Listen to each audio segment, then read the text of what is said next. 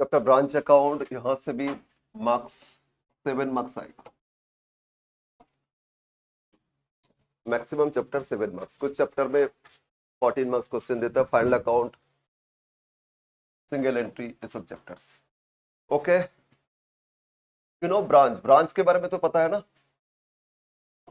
Branch मतलब क्या होता है, हेड ऑफिस है और डिफरेंट एरिया में, डिफरेंट लोकेशन में अपना फिर ऑफिस खोले। तो कलकत्ता में सीएमए गुरु का हेड ऑफिस है। अब सोचे नहीं, कलकत्ता में नहीं, ऑफलाइन क्लासेस कुछ और जगह खोल लेते, Asansol, Siliguri, Patna and so on, different area में खोल दिए। तो मेन ऑफिस कहाँ है बोलो तो कोलकाता, हेड ऑफिस हो गया। फिर अदर जो ब्रांचेस खोले उस ब्रांच से भी तो प्रॉफिट आएगा ना। तो ईच एंड एवरी ब्रांच से प्रॉफिट कितना आया वो फाइंड करना इस चैप्टर से सीखेंगे। तो ब्रांच कितना टाइप्स होता है, पहले देखते हैं types of branches, classification of branch. एक तो हो गया आपका डोमेस्टिक ब्रांच और एक हो गया foreign branch. Domestic branch and foreign. Domestic branch मतलब within country, foreign branch तो दूसरा कंट्री में है। तो डोमेस्टिक ब्रांच ये हो गया branch with in, branch with in country. और फॉरेन ब्रांच तो branch in other countries. Head office जाए उसको छोड़ के दूसरा कंट्री में। तो चाहे डोमेस्टिक हो या फॉरेन ब्रांच हो, ब्रांच का प्रॉफिट फाइंड करना इस चैप्टर में सीखेंगे। बट प्रॉब्लम क्या है ना, फॉरेन ब्रांच है तो अगर मेरा इंडिया में ब्रांच है तो सारा ट्रांजैक्शन जो होगा ना आईएनआर में होगा, मतलब इंडियन रूपी में आएगा ना। लेकिन अगर ब्रांच खोले अमेरिका में, क्या वहां इंडियन रूपी चलेगा, डॉलर्स में होगा ना। तो ये जो फॉरेन ब्रांच है इसमें फॉरेन करेंसी में रिकॉर्ड हो रहे हैं। प्राइमरी रिकॉर्ड कहाँ हो रहे हैं बोलो तो फॉरेन करेंसी में। लेकिन ये ब्रांच किसका, हेड ऑफिस का। हेड ऑफिस का है तो हेड ऑफिस तो इंडिया में है। तो इंडिया में उसको क्या आईएनआर में लिखेंगे या डॉलर में लिखेंगे, आईएनआर में कन्वर्ट करना होगा। तो कन्वर्सन का एक पोर्शन इसमें आएगा, अदरवाइज एक ही जैसा है, ठीक है। नाउ फॉरेन ब्रांच ये ऑलवेज होता है इंडिपेंडेंट। ये ऑलवेज क्या होता है, इंडिपेंडेंट। और डोमेस्टिक ब्रांच ये डिपेंडेंट भी हो सकता है और इंडिपेंडेंट भी हो सकता है। It may be dependent, it may be dependent और इंडिपेंडेंट।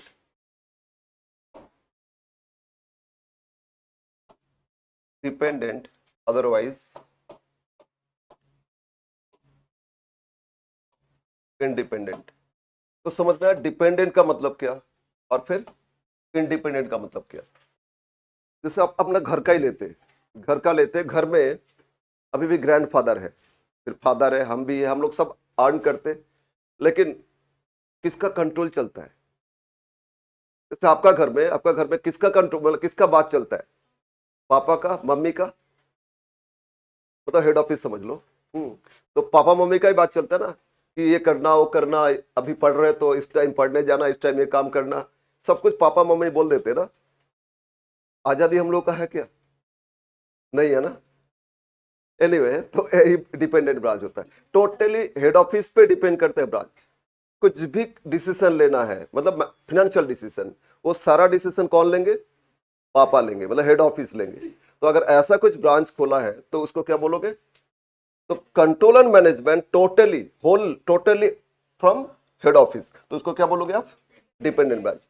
लेकिन कभी कभी ऐसा होता है, देखो आप सीएमए कर लिए, सीएमए करने के बाद अच्छा कंपनी में जॉब भी मिल गया, इसके बाद पापा देखो खुश हो जाएगा, अब आपका डिसीजन भी चलेगा। हाँ, पापा लेते फिर भी आपको डिसीजन लेने के लिए भी, मतलब आप भी पार्टिसिपेट कर रहे हो, तो पार्शियली आप पार्टिसिपेट कर रहे हो, तो आपको क्या, तो आप फिर माना जाएगा क्या, इंडिपेंडेंट। तब आप इंडिपेंडेंट हो जाओगे। तो टोटल कंट्रोल हेड ऑफिस का नहीं, पार्शियल कंट्रोल किसका, ब्रांच का है, तो इस केस में इंडिपेंडेंट ब्रांच। और अगर टोटल मैनेजमेंट कंट्रोल कहां से हो रहा है, हेड ऑफिस से हो रहा है, तो उसको क्या बोलोगे आप, डिपेंडेंट ब्रांच। तो इसमें लिख लो, इसमें सिर्फ ये पॉइंट लिख लो, टोटल, दो पॉइंट लिखना, एक total management and control management and control, हाँ हाँ ये पूरा कॉपी करना, control from head office. Total management control यहां कहां से होता है? हेड ऑफिस से होता है। और इसमें लिखते point A, partial partial management and control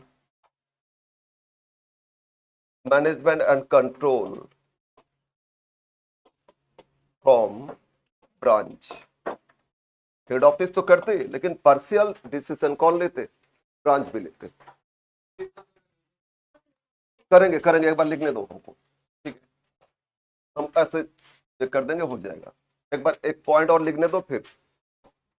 second point, अगर डिपेंडेंट ब्रांच है, बोलो डिपेंडेंट मतलब क्या? टोटल कंट्रोल मैनेजमेंट कहां से हो रहे हैं? हेड ऑफिस से। तो इसका अकाउंटिंग रिकॉर्ड्स, अकाउंट्स में दो तरह का रिकॉर्ड होता है, एक प्राइमरी रिकॉर्ड्स और एक फाइनल रिकॉर्ड। प्राइमरी रिकॉर्ड मतलब जर्नल, लेजर, ट्रायल बैलेंस, यहां तक के हो गया प्राइमरी। इसके बाद फाइनल रिकॉर्ड्स क्या होते हैं? फाइनल अकाउंट बनाते। तो इसमें primary as well as final records all made by head office. कि टोटल कंट्रोल ही जब हेड ऑफिस का है तो रिकॉर्ड भी किसको करना है? हेड ऑफिस को करना है। तो इसमें primary and final records, primary and final accounting records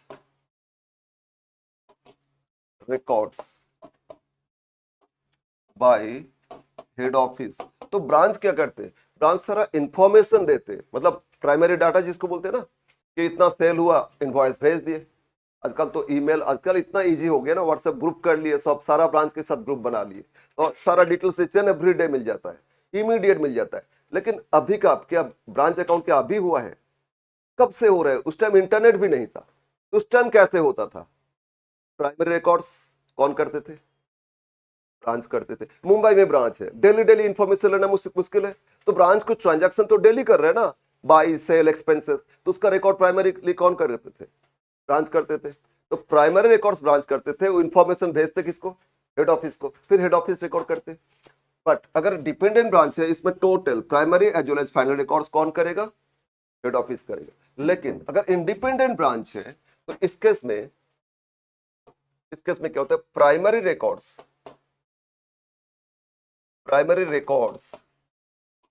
by head, sorry by branch,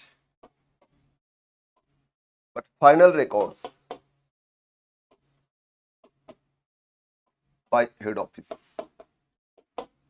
primary record branch करते और फाइनल रिकॉर्ड्स कौन करते? हेड ऑफिस करते। तो ये था क्लासिफिकेशन ऑफ ब्रांच। ओके, अब इसको एक बार लिख लो सब कोई, एक मिनट।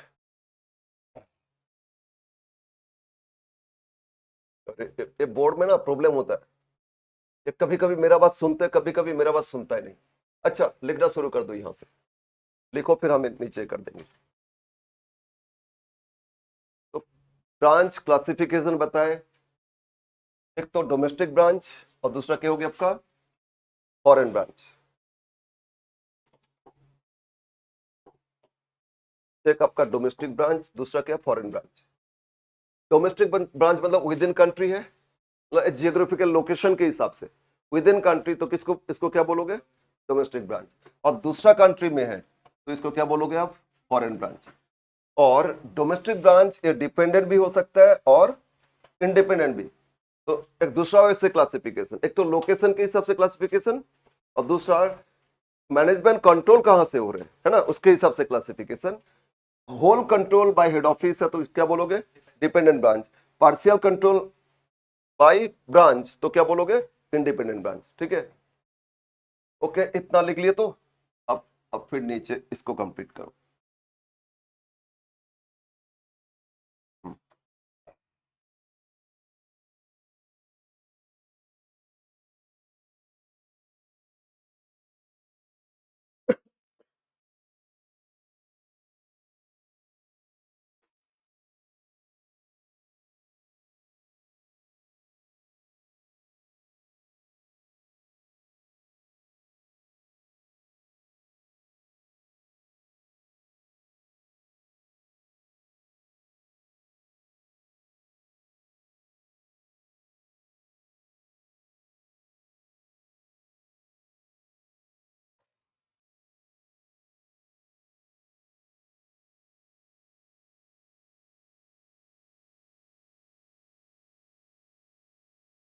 अरे पूछो ना, बोलो बोलो बोलो, क्या क्या पूछ रही हो?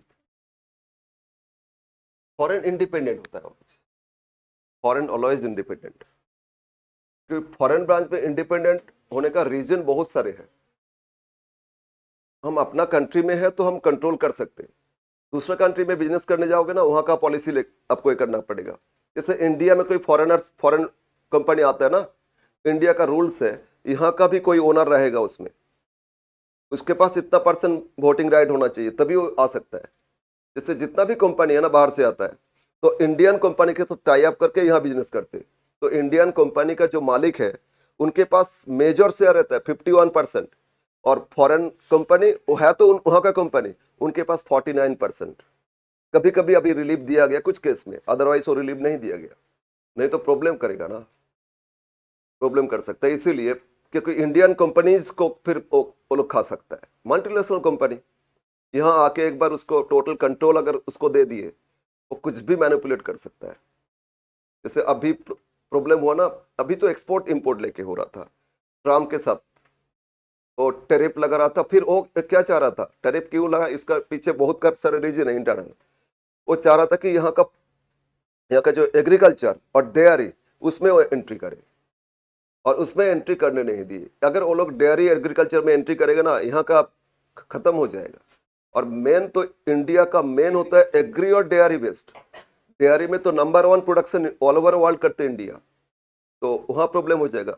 जैसे आपका अफ्रीकन कंट्री में ना, उस तरह एंट्री करके जहां पहले मतलब मिल्क प्रोडक्शन सबसे ज्यादा होता था अफ्रीका में, वहां मिल्क प्रोडक्शन 0 होता है, क्योंकि एंट्री किए ना। और एंट्री करने के बाद वही आपका क्या होता है ना, जो आपका पाउडर, उसी को आप वहां बेचना शुरू कर दिए, पूरा वहां का बिजनेस को खत्म कर दिए। अब इसमें क्या करते हो, मिल्क पाउडर वो सब बेचता है,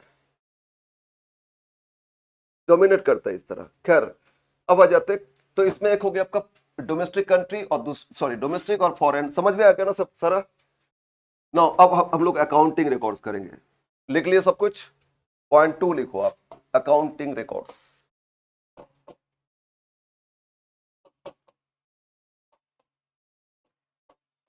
जब अकाउंटिंग रिकॉर्ड्स करोगे तो आपको समझना होगा कि डिपेंडेंट ब्रांच या independent branch, according to that. अगर वो अकाउंटिंग रिकॉर्ड करोगे उसमें ऑलवेज इस कंसेप्ट फॉलो करोगे, आइदर इट इज डिपेंडेंट और इंडिपेंडेंट अकॉर्डिंग टू दैट, ठीक है। तो फॉरेन भी तो इंडिपेंडेंट है, okay. There are 3 different methods, there are 3 different method, ये लिखो methods of accounting, methods of accounting. There are 3 different methods for preparation of branch account. First method, debtor system.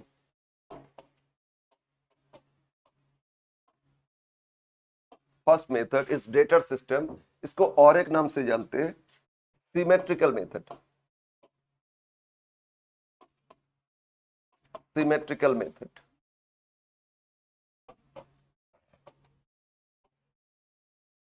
First method is debtor system या symmetrical method. इस method में account कैसे prepare किया जाता है ना, हेड ऑफिस ब्रांच को debtors मान के प्रिपेयर करते हैं। हेड ऑफिस ब्रांच को क्या मानते, डेटर्स, अपना कस्टमर ये मान के प्रिपेयर करते हैं, इसीलिए नाम क्या हो गया आपका, डेटर सिस्टम। तो head office treated branch as debtors. Under this method branch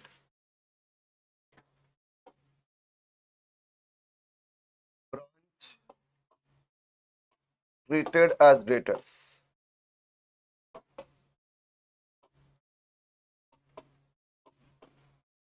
by head office। इस मेथड में ब्रांच इसको क्या मानते हैं, डेटर्स मानते, और it is applied only in dependent branch. सिर्फ डिपेंडेंट ब्रांच इस केस में अप्लाई होता है, इंडिपेंडेंट ब्रांच पे ये मेथड अप्लाई नहीं होता है, ठीक है। तो ये था first method, debtors method. Second method 2, stock debtors method. Stock debtors method, another name, analytical method. Stock debtors method या एनालिटिकल मेथड.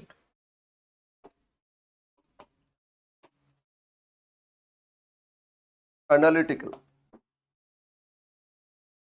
तो 3 मेथड फॉलो होता है ब्रांच अकाउंट में. First method is debtor system या debtors method. Second method stock debtors method या analytical method. Analytical मतलब क्या होता है, एक एक अकाउंट एनालिसिस करते हैं. इसमें एक ही अकाउंट बनता है, डेटा मतलब ब्रांच अकाउंट. ब्रांच को डेटर्स मान के तो ब्रांच अकाउंट उससे से प्रॉफिट लॉस फाइंड करोगे, लेकिन इसमें एक एक अकाउंट सेपरेटली एनालिसिस करेंगे, इसलिए एनालिटिकल मेथड. या जो एनालिसिस करेंगे तो उसमें each and every account point A लिखो. Each and every accounts are prepared separately.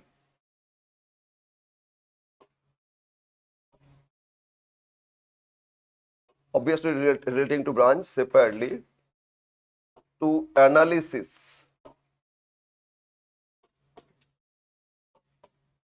the purpose. ठीक है, पर्पस के लिए अकाउंट बना रहे तो क्या पर्पस है, वो पर्पस एनालिसिस करनी. To analysis the purpose. जैसे स्टॉक, ब्रांच स्टॉक, ब्रांच में कितना स्टॉक आया, कितना चला गया, कितना रह गया, तो स्टॉक एनालिसिस करोगे, पता चलेगा. हम ब्रांच में गुड्स भेजे तो ब्रांच में स्टॉक इंक्रीज हो गया ना, और उसमें से बेच दिए ब्रांच तो डिक्रीज हो गया. फिर कुछ चोरी हो गया, डिक्रीज हो गया. तो इस तरह इंक्रीज डिक्रीज होकर स्टॉक फाइनली कितना रहा, स्टॉक एनालिसिस से मिलेगा. फिर अगर ब्रांच क्रेडिट में कुछ बेचे तो डेटर्स आ गया, फिर ब्रांच के लिए डेटर्स आ गया, उस डेटर से कलेक्शन कितना है, कितना बैड हो गया, सारा एनालिसिस. तो एक एक अकाउंट पर्पसफुली एनालिसिस किया जाता है और फाइनली प्रॉफिट फाइंड कर लेते हैं. ठीक है, तो इस सेकंड मेथड ये भी फॉलो होता है डिपेंडेंट ब्रांच पे, ये भी फॉलो होता है. It is also applied in dependent branch.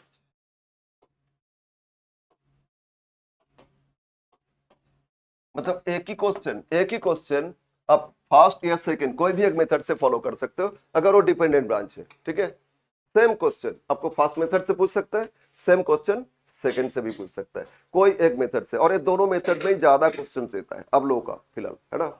Even graduation में भी तो देता ही है, बट सीएमए में भी यही देता है. बट सीएमए है ना, तो ये लोग ग्रेजुएशन जैसा नहीं है, थर्ड मेथड भी पूछ लेता है कभी कभी. Method third is final account concept. Final account concept.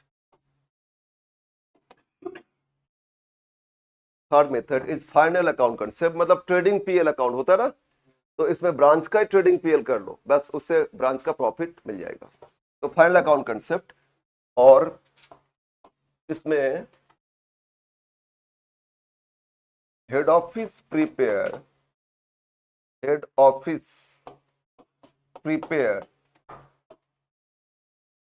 trading and PL account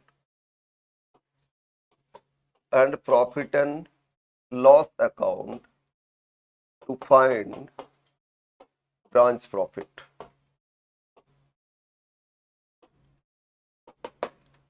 head office में ट्रेडिंग पीएल अकाउंट प्रिपेयर करते to find branch profit. Branch profit के लिए ट्रेडिंग पीएल प्रिपेयर करते head office. And B, it is applied for both dependent and independent branch. Independent branch. तो first two only dependent, but third one ये dependent भी कर सकते हैं और इंडिपेंडेंट. तो इसका मतलब क्या हो गया, इंडिपेंडेंट ब्रांच तो ओनली थर्ड मेथड फॉलो करोगे, इंडिपेंडेंट में फाइनल अकाउंट कंसेप्ट ही आएगा. ठीक है ना. यस, तो था डिफरेंट मेथड्स ऑफ अकाउंटिंग. अब एक एक मेथड्स का डिटेल्स, एक एक मेथड का डिटेल्स समझेंगे. बोलो, लिख लिए ना. फर्स्ट मेथड क्या लिखे थे, data system. Under data system account क्या बनेगा, पॉइंट अब लिखो डिटेल्स ऑफ अकाउंट्स. ये तो अकाउंटिंग मेथड्स हो गया. पॉइंट बी लिखो, capital B, details of accounts.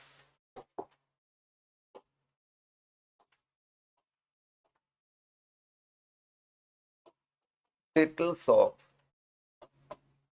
Accounts. Method 1,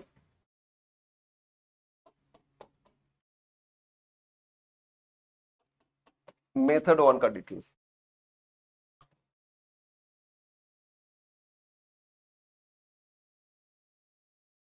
In the books of head office, in the books of head office,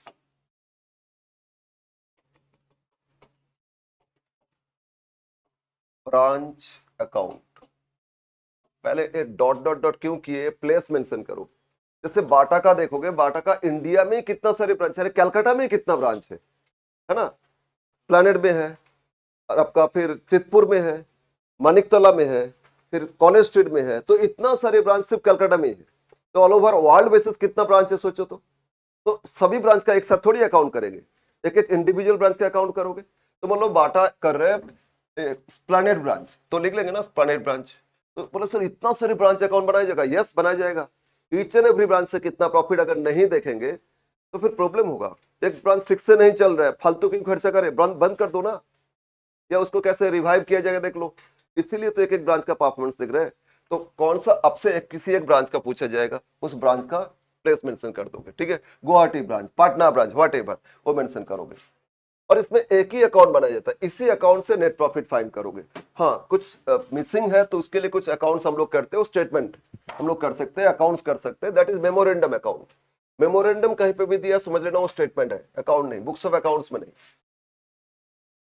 in the books of head office branch account,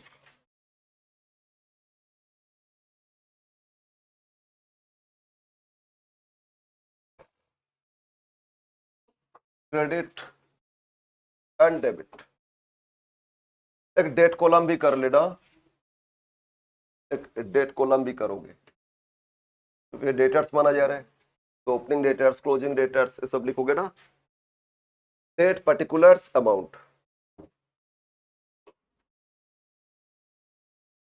date particulars amount.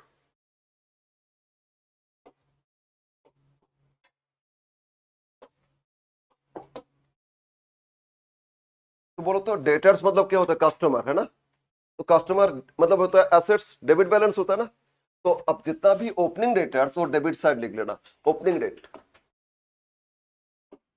Eight the beginning of the year, opening date to balance BD, जितना भी assets branch में है, assets branch में है, क्या branch का हो गया, नहीं हेड ऑफिस का ही तो है ना, तो हेड ऑफिस को मिलेगा उनसे, इसलिए एसेट्स, हाँ, और डेबिट साइड लिख लोगे, टू बैलेंस बीडी अंडरलाइन कर देना। तो क्या लिखेंगे इसमें, opening assets at branch, branch में कितना सारे एसेट्स है वो सारा लिख लोगे। यहां एक बार लिख लो, opening assets, assets at branch. अब हम कुछ नाम लिखेंगे इसमें, ओपनिंग एसेट्स एट ब्रांच। तो बोलो तो क्या क्या एसेट्स हो सकता है, एक ओपनिंग स्टॉक है ना, ब्रांच में कुछ स्टॉक था eight the beginning of the year. तो ये जो ओपनिंग स्टॉक में एक प्रॉब्लम है, स्टॉक में कॉस्ट प्राइस भी हो सकता है या इनवॉइस प्राइस भी हो सकता है। सर इनवॉइस प्राइस क्या पता है, पता है इनवॉइस प्राइस? अब लोग फाउंडेशन किए या नहीं, किन लोगों ने मतलब ग्रेजुएशन कंप्लीट करके आए और कौन कंप्लीट करके आए और कौन फाउंडेशन दे के आए? अच्छा, जिन लोगों ने फाउंडेशन दे के आए उन लोगों ने किए ना कंसाइनमेंट अकाउंट, इनवॉइस प्राइस था ना, cost price plus loading add करते थे इनवॉइस प्राइस। इनवॉइस प्राइस में क्यों भेजते थे पता है?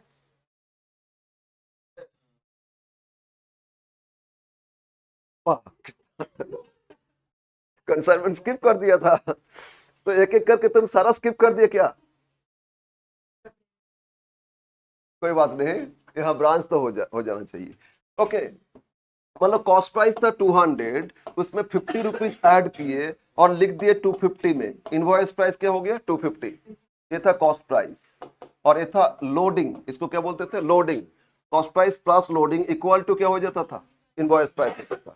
तो लोडिंग ऐड करने का रीजन क्या, मेन रीजन क्या है, क्यों लोडिंग ऐड किए थे?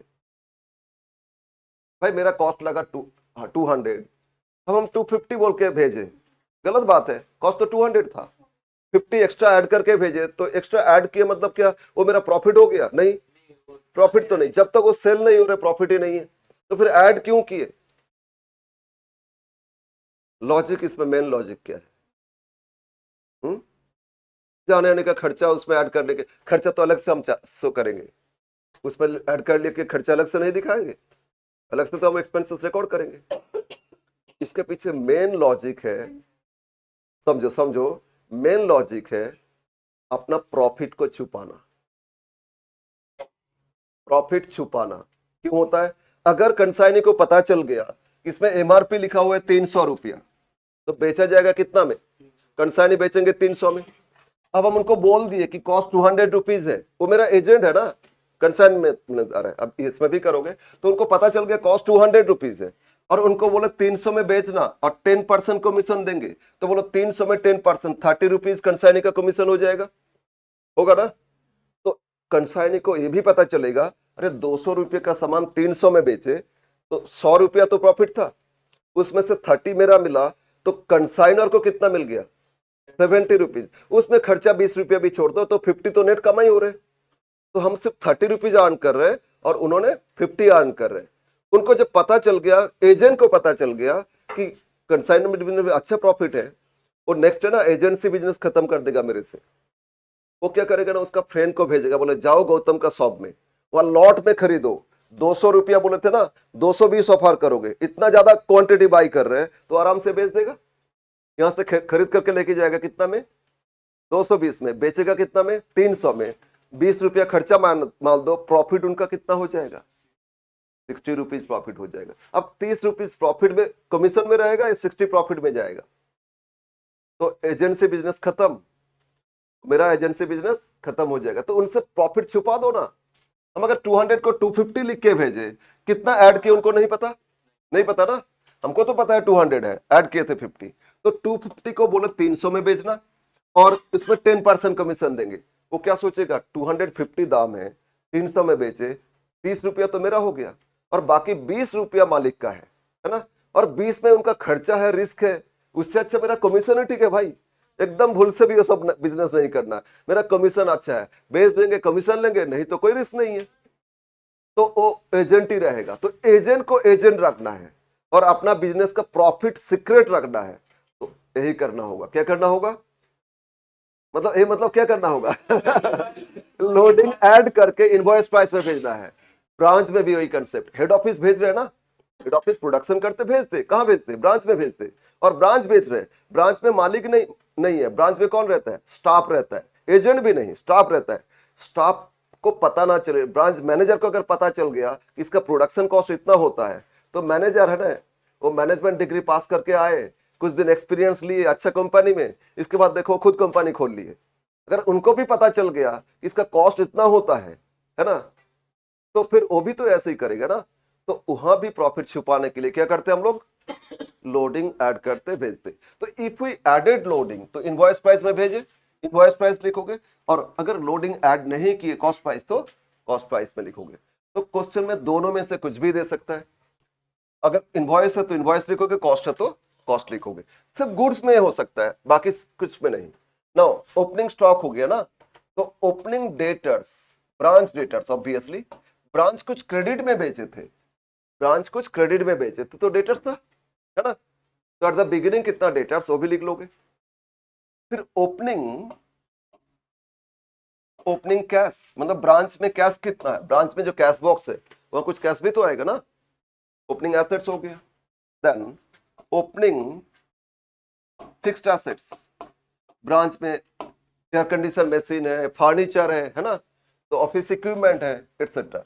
ओपनिंग फिक्स्ड एसेट्स, ब्रांच में ओपनिंग फिक्स्ड एसेट्स है कुछ, और इस सब में कोई इनवॉइस प्राइस नहीं, इनवॉइस सिर्फ स्टॉक में देखोगे, ठीक है ना। Yes. Next, opening prepaid expenses, rent prepaid किए थे, कुछ प्रीपेड एक्सपेंसेस है, तो ये सारा लिखते जाओगे। तो ओपनिंग में इतना सारे एसेट्स, जो भी एसेट्स है ब्रांच का, ओपनिंग लिखते जाना, ठीक है ना। बट हाँ, स्टॉक में आइदर कॉस्ट या इनवॉइस प्राइस, बाकी सारा जो भी वैल्यू है वो लिखोगे, ओपनिंग वैल्यू। तो ओपनिंग लिख लिए एसेट। तो ओपनिंग लायबिलिटीज कुछ अगर है तो वो क्रेडिट में लिखोगे, ओपनिंग लायबिलिटीज इफ है नहीं, उसको आप क्रेडिट साइड लिखोगे। तो by balance brought down, opening तो ब्रॉट डाउन ही लिखोगे, ओपनिंग लायबिलिटीज,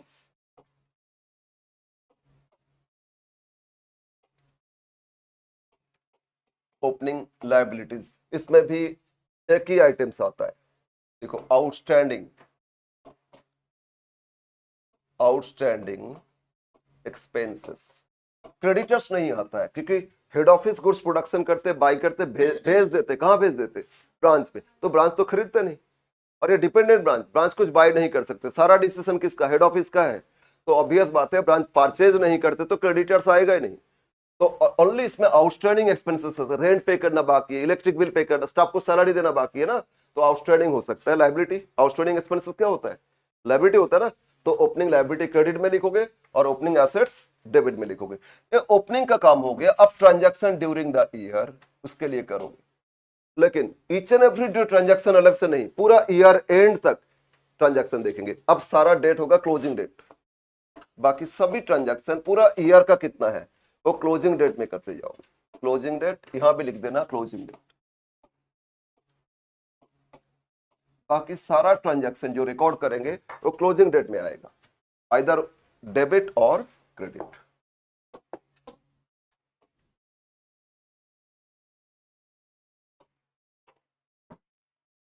और अंडर दिस मेथड एक ही अकाउंट प्रिपेयर किया जाता है, इसी से हम लोग प्रॉफिट लॉस फाइंड करते हैं। तो डेबिट साइड आप लिखो,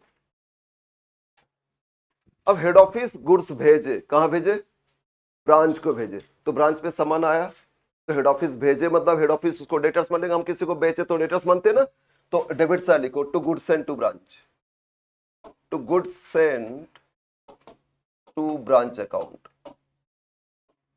हेड ऑफिस ब्रांच में गुड्स भेजे तो डेबिट में लिखोगे, गुड्स आया ब्रांच में, ब्रांच के लिए परचेज है, डेबिट है ना, एक्सपेंसेस। इसमें दो चीज रिकॉर्ड हो सकता है, एक सेंड बाय हेड ऑफिस, कौन भेजे सामान, हेड ऑफिस भेजे, तो ये सामान भेजे तो ये भी आइदर कॉस्ट प्राइस में लिखोगे या इनवॉइस प्राइस, गुड्स है ना, तो goods send either at cost price और एट इनवॉइस प्राइस। लेकिन दूसरा इसमें और क्या हो सकता है, इसमें और क्या हो सकता है, ओके समझते, हम लोग ये जो ब्रांच अकाउंट कर रहे हैं, मान लो ये आपका कॉलेज स्ट्रीट ब्रांच, ठीक है, कौन सा branch, college street branch, head office है मुंबई में, और ब्रांच यहाँ कलकत्ता में ही दो ब्रांच है, कॉलेज स्ट्रीट और एस्प्लैनेड ब्रांच, मान लेते बहुत सारे हैं, हम नहीं देख रहे, एक कॉलेज स्ट्रीट ब्रांच अकाउंट हम प्रिपेयर कर रहे हैं। नाउ कॉलेज स्ट्रीट ब्रांच में सडनली गुड्स का शॉर्टेज हो गया, गुड्स का शॉर्टेज हो गया, और तो हेड ऑफिस को इन्फॉर्म करेगा ना, college street branch, branch manager और हेड ऑफिस को इन्फॉर्म किया मुंबई में कि ये गुड्स का बहुत शॉर्टेज हो गया, जल्दी हम लोग अब सामान भेजिए, अभी फेस्टिवल टाइम है, सेल हो रहे है ना, तो फिर हेड ऑफिस मुंबई से देखे यार यहाँ से भेजने में तो टाइम लगेगा, तो मुंबई हेड ऑफिस से नियर बाई, मतलब कलकत्ता का नियर बाई अदर जो ब्रांचेस है उससे बात किए, पता चला एस्प्लैनेड ब्रांच में कुछ सरप्लस गुड्स है, तो मुंबई ब्रांच उनको ऑफर किए, हेड ऑफिस मतलब एस्प्लैनेड ब्रांच को बोले अब इसका सरप्लस गुड्स इमीडिएट भेज दो, कहां भेज दोगे, कॉलेज स्ट्रीट में भेज दो, अब हम आगे आपको भेज रहे हैं, हम आप दोनों को भेज देंगे, लेकिन इमीडिएट इतना सामान भेज दो, तो कहां से आया बोलो गुड्स, एस्प्लैनेड ब्रांच से, कहां आया, तो हम लोग कॉलेज स्ट्रीट ब्रांच कर रहे हैं, आया ना सामान, चाहे हेड ऑफिस से आया चाहे अदर ब्रांच से आया तो सामान इसमें, तो भी क्या करोगे, डेबिट में लिखोगे, तो रिसीव फ्रॉम अदर ब्रांचेस ये भी आएगा, क्लियर है ना, और अगर इस ब्रांच से चला गया तो क्या करोगे, क्रेडिट करोगे, जैसे अगर हम लोग कॉलेज स्ट्रीट ब्रांच करते तो एस्प्लैनेड ब्रांच, तो ब्रांच से गया ना वो क्रेडिट साइड हो जाता, क्लियर है, तो इसमें डेबिट साइड क्या लिखोगे, बोलो इसमें और क्या लिखोगे, receive from other branches, receive from other branches, और इसमें भी अगर कॉस्ट प्राइस में हेड ऑफिस भेजे तो कॉस्ट में ही रिसीव्ड होगा, और इनवॉइस में भेजे थे तो इनवॉइस में रिसीव करोगे, तो लेकिन इसी एंट्री में लिखोगे to goods and to branch, मतलब इंस्ट्रक्शन ऑफ हेड ऑफिस से ही तो होता है ना, बिना हेडर्स बोला ना, total dependent, they are dependent, total control कहां से, डिसीजन हेड ऑफिस का हो रहे, तो हेड ऑफिस का डिसीजन से, इसलिए हेड ऑफिस भेजे या दूसरा ब्रांच से आया, डेबिट साइड लिख दो। क्लियर है? बोलो डेबिट इस एंट्री अगेन। अब बोलो ब्रांच में खर्चा भी तो हो रहा है, ब्रांच में एक्सपेंसेस लग रहा है, ब्रांच का रेंट पे कर रहे हैं, ब्रांच का इलेक्ट्रिक बिल पे कर रहे हैं, ब्रांच में स्टाफ है, मैनेजर्स है, उन लोगों को सैलरी रेमुनरेशन दे रहे हैं ना, वो सारा खर्चा है। तो सारा खर्चा लिखते जाओ। To bank account, to bank account branch expenses paid by, कौन पे किए? Head office. Branch expenses paid by head office. जितना आप एक्सपेंसेस पेड किए, अनपेड है देखना नहीं है, पे कितना किए वो लिख दोगे, ठीक है ना। Branch expenses paid by head office. हाँ, पानी गिर रहे, इसको सर्विसिंग करने दिए थे तो प्रोबेबली आए थे उस दिन। ओ एक्चुअली अभी बारिश हो रहा था ना, ज्यादा पानी पी लिया था, बारिश में ज्यादा पानी पी लिया था, अभी तक वो प्रॉब्लम है। अरे उसमें भी प्रॉब्लम होगा। अरे अरे अरे अरे, अरे पूरा है।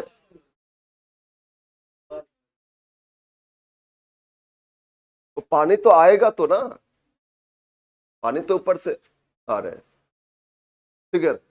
चलो, तो एक्सपेंसेस कौन पे किए बोलो? हेड ऑफिस पे किए। अगेन ऐसा भी हो सकता है, हेड ऑफिस देखे अगर हम बार बार यहां से पे करेंगे, ऑलवेज सब कुछ तो पे करना मुश्किल होगा। जैसे ब्रांच में कभी कभी चाय पानी भी तो पीता है ना, स्टाफ लोग, कस्टमर्स है, उनको भी चाय पिलाते। तो चाय पीने के लिए हेड ऑफिस भेजेगा, मुंबई से भेजेगा कॉलेज स्ट्रीट में कि भाई चाय का खर्चा भी लो। ऐसा हो ही नहीं सकता है। उसको बोलते हैं पेटी एक्सपेंसेस, मतलब छोटा मोटा खर्चा के लिए। तो उसके इसमें हेड ऑफिस क्या, हाँ सैलरी क्या है, हेड ऑफिस अकाउंट से स्टाफ के अकाउंट में कर देते, रेंट भी जो लैंडलॉर्ड है उनके अकाउंट में भेज देते, हेड ऑफिस पे कर देते। तो ये लिख लोगे टू बैंक। लेकिन ये जो छोटा मोटा खर्चा, उसको पेटी एक्सपेंसेस, इसके लिए मुश्किल है, हेड ऑफिस को भेजना मुश्किल होता है। तो हेड ऑफिस ये करते, आप लोग पता है पेटी कैश बुक किए होंगे, इम्प्रेस सिस्टम, मतलब हर महीना ना एक फिक्स्ड अमाउंट भेज देते हैं हेड ऑफिस कि अब इतना रुपया रख लो और इससे खर्चा मेंटेन करोगे। तो हेड ऑफिस क्या कर रहा है? कैश भेज रहे हैं। क्यों भेज रहा है? खर्चा के लिए, है ना। तो जितना भेजे वो लिखोगे, लिखोगे to cash send to branch, to cash send to branch account. ये क्यों भेजे बोलो तो? For expenses. To petty expenses नहीं लिख सकते हो, हम लोग कैश भेजे, एक्सपेंसेस तो ब्रांच पे करेगा, हम भेज दिए मतलब खर्चा हो गया थोड़ी है। अब उससे ब्रांच कितना पे खर्चा किया वो पता चलेगा बाद में, अभी फिलहाल हम भेजे, है ना, जितना भेजे हम लिख देंगे, उतना ही तो उससे दिखाएंगे ना। क्लियर है? कितना एक्सपेंसेस हुआ वो अभी नहीं देखना, हेड ऑफिस कितना पे किए वो लिखोगे इसमें। तो डेबिट आइटम्स हो गए। अब क्रेडिट में आते, तो डेबिट में ये सारा आइटम्स, अब क्रेडिट में। अब बोलो ब्रांच बेचे, ब्रांच सामान बेचे, तो बेचे तो पैसा किसके पास आया? ब्रांच के पास आया। अब हेड ऑफिस डिमांड करेगा ना कि हमको पे करो, पैसा आया तो पे करो। तो हेड ऑफिस जितना, हेड ऑफिस को जितना मिलेगा पैसा वही लिखेंगे। इससे पहले कुछ और कर लेते, फिर यहां लिखे थे ना to goods and to branch, तो इसका उल्टा हो रहा तो क्रेडिट साइड आएगा। तो बाई गुड्स सेंट, एंट्री यही लिखोगे, by goods sent to branch, मतलब इससे माइनस नहीं करके ऑपोजिट कर रहे हो, by goods sent to branch account. इसमें क्या आ सकता है? एक बोलो तो ये कौन भेजे थे? ये फर्स्ट वन, हेड ऑफिस। कहा, किधर भेजे थे? ब्रांच में। अब ब्रांच उसमें देखा कुछ डिफेक्टिव सामान है और रिटर्न कर दिए। कहां रिटर्न कर दिए? हेड ऑफिस को। तो रिटर्न तो परचेज से लेस होना चाहिए, लेस नहीं करके क्या करोगे इसमें? क्रेडिट साइड दिखाओगे। तो इसमें लिख दो return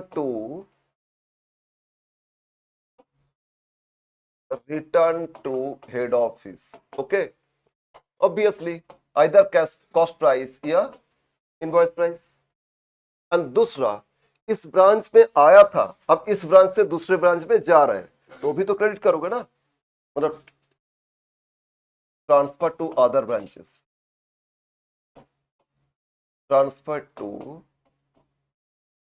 other branches, either cost price या इनवॉइस प्राइस। तो जस्ट इसका ऑपोजिट एंट्री कर लिए, ठीक है।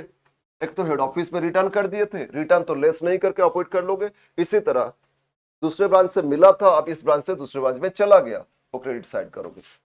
अब आएगा आपका, अब जो सेल किए थे उससे हेड ऑफिस को कितना मिला, जब मिलेगा तभी हेड ऑफिस क्रेडिट करेंगे, ठीक है।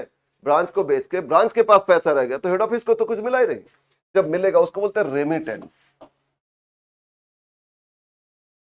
Remittance from branch, head office बना रहे हैं ना, ब्रांच से हेड ऑफिस को कितना पेमेंट मिला उसको रेमिटेंस बोलते। रेमिटेंस पता है ना, रेमिटेंस किसको बोलते हैं बोलो तो? Transfer of money. जैसे देखोगे इंडिया का रेमिटेंस, इंडिया का इस बार रेमिटेंस सबसे हाईएस्ट है, चाइना से भी ज्यादा। रेमिटेंस मतलब फॉरेन कंट्री में जो लोग जॉब करते है ना, उन लोगों ने इंडिया में भेजे, डॉलर भेजे, मोर देन 140 बिलियन डॉलर्स। सोचो, मतलब हम लोग एक्सपोर्ट उतना नहीं करते एक एक कंट्री को, उतना तो रेमिटेंस भेजे उन लोगों ने। और चाइना का उतना नहीं है, पहले चाइना का होता था, अब इंडिया का है, हाईएस्ट रेमिटेंस मिला। तो ये जो रेमिटेंस मिला वो लोग कमाए पहले और उसके बाद भेजे कहाँ, इंडिया में। सेम थिंग, ब्रांच अर्न किए, सेल किए और पैसा भेजे, रेमिटेंस है ना, तो रेमिटेंस इसमें लिखोगे। तो रेमिटेंस में क्या रेमिट हो सकता है समझो, यहीं पे कैलकुलेशन सीखेंगे, यहीं पे कैलकुलेशन सीखेंगे, रेमिटेंस कैलकुलेशन। एक तो कैश सेल्स, बोलो अगर head office sorry branch cash में बेचे, कैश आ गया ना ब्रांच के पास, तो आप डिमांड करेंगे ना, भाई कैश आ गया पे करो हमको, तो cash sales amount head office demand करेगा। अगेन क्रेडिट में बेचे ब्रांच, तो क्रेडिट में बेचे तो पैसा आया तो नहीं, तो हेड ऑफिस कैसे डिमांड करे, कर सकते नहीं। लेकिन क्रेडिट में बेचे कस्टमर्स को और कस्टमर से पेमेंट आ गया ब्रांच के पास, अब तो हम डिमांड करेंगे भाई पेमेंट आ गया दो हमको, तो कलेक्शन फ्रॉम डेटर्स वो भी ऐड करोगे, ठीक है ना। क्या रहे बोलो, कैश सेल्स, ब्रांच पे अगर कैश आ गया तो उनसे डिमांड करेंगे भाई पैसा दो हमको, और अगर क्रेडिट में बेचे तो अभी तो पैसा आया नहीं, लेकिन जब कलेक्शन हो जाएगा डेटर से तो वो पैसा हेड ऑफिस डिमांड करेगा, तो इसमें ऐड कर लोगे, क्या ऐड करोगे, collection, collection from debtors, collection from debtors add कर लोगे, राइट, ठीक है। एंड कुछ लेस करेंगे। अच्छा, डेटर से कलेक्शन दो तरह हो सकता है, एक ब्रांच कलेक्ट किए तो उनसे मिलेगा हमको, और कुछ कस्टमर ना डायरेक्ट हेड ऑफिस में भेज देते हैं। बोलो कुछ कस्टमर क्या करते, डायरेक्ट हेड ऑफिस के अकाउंट में, तो भी तो कलेक्शन हो गया ना, वो भी इसमें ले लेना। कस्टमर से कुछ भी मिले, कलेक्टेड बाय ब्रांच और हेड ऑफिस, ये ऐड कर लोगे, इनसाइड लिखना। मैक्सिमम केस में यही आएगा रेमिटेंस, इतना ही मिलना चाहिए, लेकिन इस केस में कुछ कभी कभी कुछ लेस करेंगे। क्या लेस करेंगे, क्या लेस करेंगे समझो, इस एंट्री में आ जाओ, इस एंट्री में आ जाओ तो आपको समझ में आएगा। ये जो एंट्री लिखे थे, क्या लिखे थे, कैश सेंड टू ब्रांच, ये क्या चीज के लिए कैश सेंड किए थे बोलो तो, पेटी एक्सपेंसेस के लिए, है ना। तो पेटी एक्सपेंसेस के लिए हेड ऑफिस भेज देते पैसा, उसी से खर्चा करते ब्रांच, लेकिन हेड ऑफिस इस तरह खर्चा नहीं पे करते। हेड ऑफिस बोले अरे भाई बेच के तो पैसा तुम्हारे पास आता ही है, तो उसी से खर्चा कर लेना, हम भेजेंगे नहीं अलग से। अगर ये नहीं भेजते तो बोलो ब्रांच कहां से खर्चा करेगा, चाय पीने का खर्चा कहां से करेगा, बेच के जो पैसा आया था उससे ही तो खर्चा करेगा ना। तो अगर खर्चा किए तो माइनस करके बाकी पैसा रेमिट होगा, रेमिट होगा ना।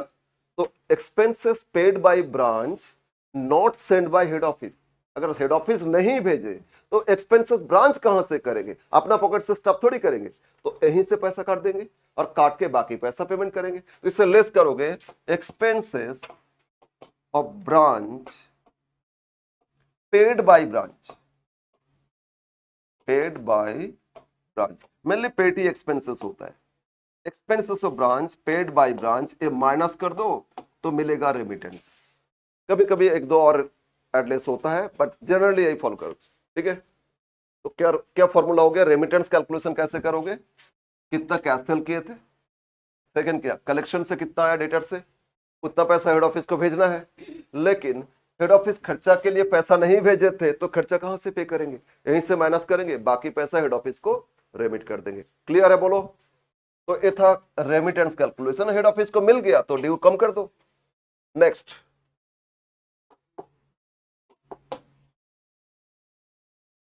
इसमें अभी बहुत कुछ बाकी है, अभी बहुत कुछ बाकी है। ट्रांजैक्शन मोरलेस अब हो रहे हैं complete. Closing date by, closing date में फिर लिखो बाय बैंक अकाउंट एक एक्स्ट्रा एंट्री,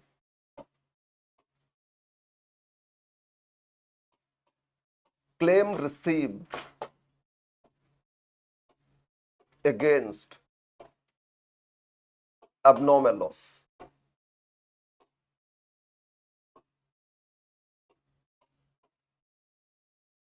abnormal loss का कोई रिकॉर्ड नहीं करना, लेकिन अगर इंश्योरेंस हम लोग के सीखे ना, इंश्योरेंस क्लेम, स्टॉक डिस्ट्रॉयड हो गया, क्लेम मिला, तो क्लेम मिल गया तो उतना पैसा आ गया, वो लिख लोगे क्रेडिट साइड, ठीक है। No record of abnormal loss, but if any claim received, वो क्लेम जितना मिला वो रिकॉर्ड कर लेना। फाइनली बट 3 एंट्री का स्पेस छोड़ो, 3 एंट्री का स्पेस छोड़ के अब क्लोजिंग डेट में करेंगे। Closing date continue, closing date continue, by balance carried down, 3 entry का स्पेस छोड़ना, by balance carried down, underline. Opening assets debit में लिखे थे, बोलो स्टार्टिंग में जब किए थे डेबिट साइड क्या लिखे थे, ओपनिंग एसेट, तो क्लोजिंग एसेट्स इसमें आ जाएगा बाय बैलेंस कैरेट डाउन। वही नेक्स्ट ईयर में हो जाएगा ना, टू बैलेंस बीडी। बोलो स्टार्टिंग में क्या लिखे थे, टू बैलेंस बीडी, तो लास्ट ईयर क्या था, बाय बैलेंस 3D था, तभी ना टू बैलेंस बीडी है। तो क्लोजिंग एसेट्स यहां लिखोगे, क्लोजिंग एसेट्स। तो ओपनिंग एसेट्स में जैसे नाम लिखे थे वही सब नाम इधर भी लिख लेते। बोलो क्या क्या लिखे थे, ओपनिंग स्टॉक लिखे थे ना, तो इसमें क्या आएगा, closing stock, either cost price या इनवॉइस प्राइस। यहां एक चीज लिख लेना, इंक्लूडिंग गुड्स इन ट्रांजिट। ये समझेंगे क्या है, इसको सेपरेटली कर सकते, बट बेटर होगा इसको ऐड करोगे। गुड्स इन ट्रांजिट मतलब हेड ऑफिस भेजे, हेड ऑफिस गुड्स भेजे, लेकिन ब्रांच को अभी तक मिला ही नहीं। हेड ऑफिस गुड्स भेजे लेकिन ब्रांच को अभी तक मिला नहीं, तो मिलेगा ना, ब्रांच को मिलेगा तो स्टॉक ही तो बढ़ेगा ना, तो इसलिए क्लोजिंग स्टॉक में ऐड कर लोगे, ठीक है। गुड्स इन ट्रांजिट मतलब ईयर एंड हो गया, हेड ऑफिस गुड्स भेज दिए थे, लेकिन ब्रांच को अभी तक वो सामान नहीं मिला है, तो जितना सामान नहीं मिला वो ऐड करोगे क्लोजिंग स्टॉक में, right. Next closing debtors, closing debtors लिखोगे। क्लोजिंग कैश, ब्रांच में कितना कैश है लिखोगे। फिर closing fixed assets, closing fixed assets लिखोगे। At the end closing prepaid expenses लिखोगे, ठीक है। तो हो गया closing assets record, not debit side of.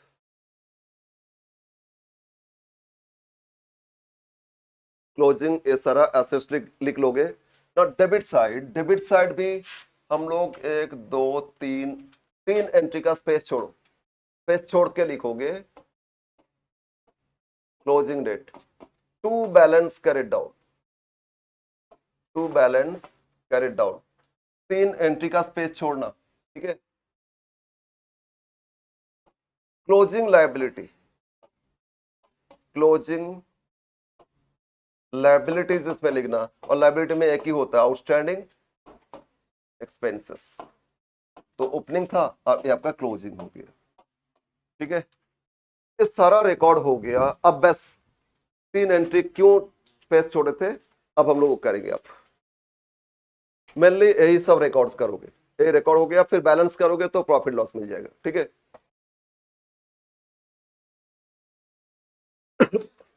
Complete बोलो।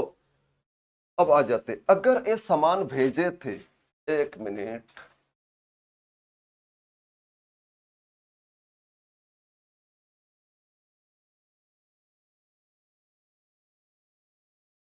ये जो सामान भेजे थे कौन सा प्राइस में भेजे थे, इनवॉइस प्राइस। तो इसमें कुछ ऐड किए थे ना, लोडिंग, वो लोडिंग अनलोड जब तक नहीं करोगे रियल प्रॉफिट पता नहीं चलेगा। मान लो कॉस्ट था 200, भेजे 250, 250 एक्सपेंसेस थोड़ी है, तो 50 जो ऐड किए तो माइनस करोगे कॉस्ट और ये सेल्स, तो अभी ना प्रॉफिट आएगा। तो माइनस नहीं करके ऑपोजिट साइड अनलोड करोगे, जो भी लोडिंग है वो क्या करोगे, अनलोड करोगे, इसीलिए स्पेस छोड़े थे। और कॉस्ट में भेजे तो कुछ लोडिंग ही नहीं है ना, तो फिर बैलेंस करो, प्रॉफिट लॉस मिल जाएगा। अगर कॉस्ट में सामान भेजे, अब बैलेंस कर लेना, प्रॉफिट या लॉस ऑफ ब्रांच मिल जाएगा, ठीक है ना। But if they sent at invoice price, तो ऑब्वियसली लोडिंग इंक्लूड है, वो लोडिंग इंक्लूड तो माइनस करना हो चाहिए ना। हेड ऑफिस को रियल प्रॉफिट तो फाइंड करना है, तो जितना ऐड किए थे लेस करेंगे, लेस नहीं करोगे, क्या करोगे, ऑपोजिट साइड अनलोड करोगे। तो ये जो ये दोनों इनवॉइस प्राइस लिखे, ये क्रेडिट साइड आ जाएगा, आएगा ना।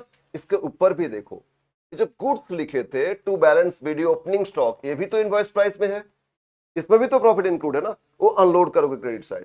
तो ओपनिंग जहां जहां इनवॉइस है वो क्रेडिट साइड अनलोड करना होगा। अब इधर भी देखो इनवॉइस है ना, इनवॉइस लिखे ना, और डेबिट साइड अनलोड करोगे, इसके बाद आपका रियल प्रॉफिट फाइंड हो जाएगा। क्लियर है ना। तो अब स्पेस जो छोड़े थे इसमें लिखते जाओ, ये जो स्पेस छोड़े थे स्पेस में आप लिखो बाय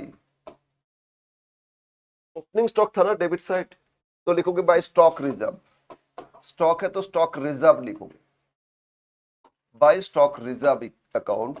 इसमें लिखो loading on opening stock,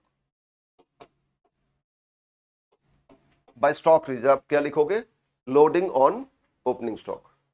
again goods sent था ना, टू गुड्स सेंट, तो गुड्स सेंट के लिए गुड्स सेंट ही लिखना, by goods sent to branch account,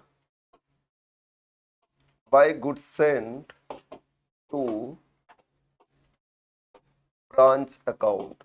underline करो, इसमें दो एंट्री था ना, एक तो loading on goods sent, loading on goods sent by head office, जो हेड ऑफिस भेजे थे उसमें लोडिंग, और loading on receive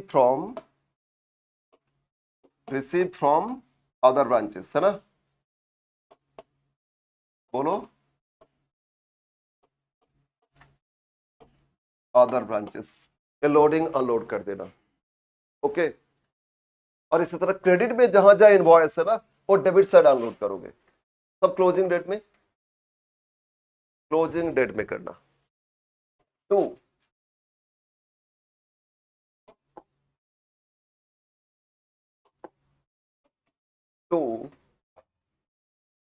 goods sent to branch, to goods sent to branch account, underline, to goods sent to branch account. इसमें भी जो credit side था ना, by goods sent to branch, दो एंट्रीज था, वही दो लोडिंग अनलोड करोगे, लोडिंग ऑन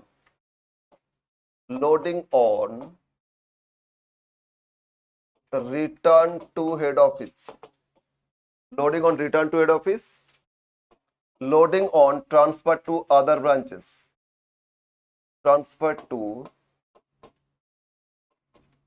अदर ब्रांचेस। फिर जो क्लोजिंग स्टॉक है ये भी डेबिट साइड करोगे, टू स्टॉक रिजर्व, स्टॉक तो स्टॉक रिजर्व लिखना, to stock reserve account, loading on closing stock, loading on closing stock, ठीक है। बस कंप्लीट हो गया, सारा लोडिंग अनलोड कर दी। नाउ बैलेंस शीट, इसको बैलेंस करोगे, क्रेडिट एक्सेस तो प्रॉफिट, डेबिट एक्सेस तो लॉस, और ये प्रॉफिट नेट प्रॉफिट है, ग्रॉस प्रॉफिट नहीं। एक ही अकाउंट, इससे क्या फाइंड करोगे, नेट प्रॉफिट फाइंड करोगे। The difference should be, if credit is more तो क्रेडिट पहले जोड़ लेना, क्रेडिट एक्सेस तो क्रेडिट पहले ऐड कर लो, टोटल क्रेडिट ऐड करो और डेबिट साइड लिख दो टू, ऊपर लिखोगे, ये बैलेंस तो एट द एंड होता है, तो general PL account, to general profit and loss account, this is net profit of branch transfer, net profit of branch transfer, complete branch account, मतलब फर्स्ट मेथड, ठीक है।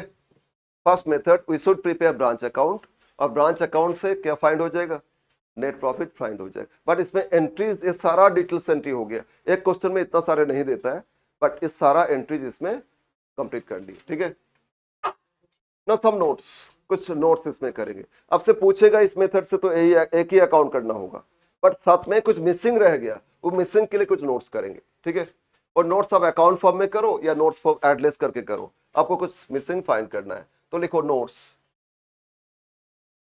बोलो कंप्लीट हो गया ना, कंप्लीट हो गया ना।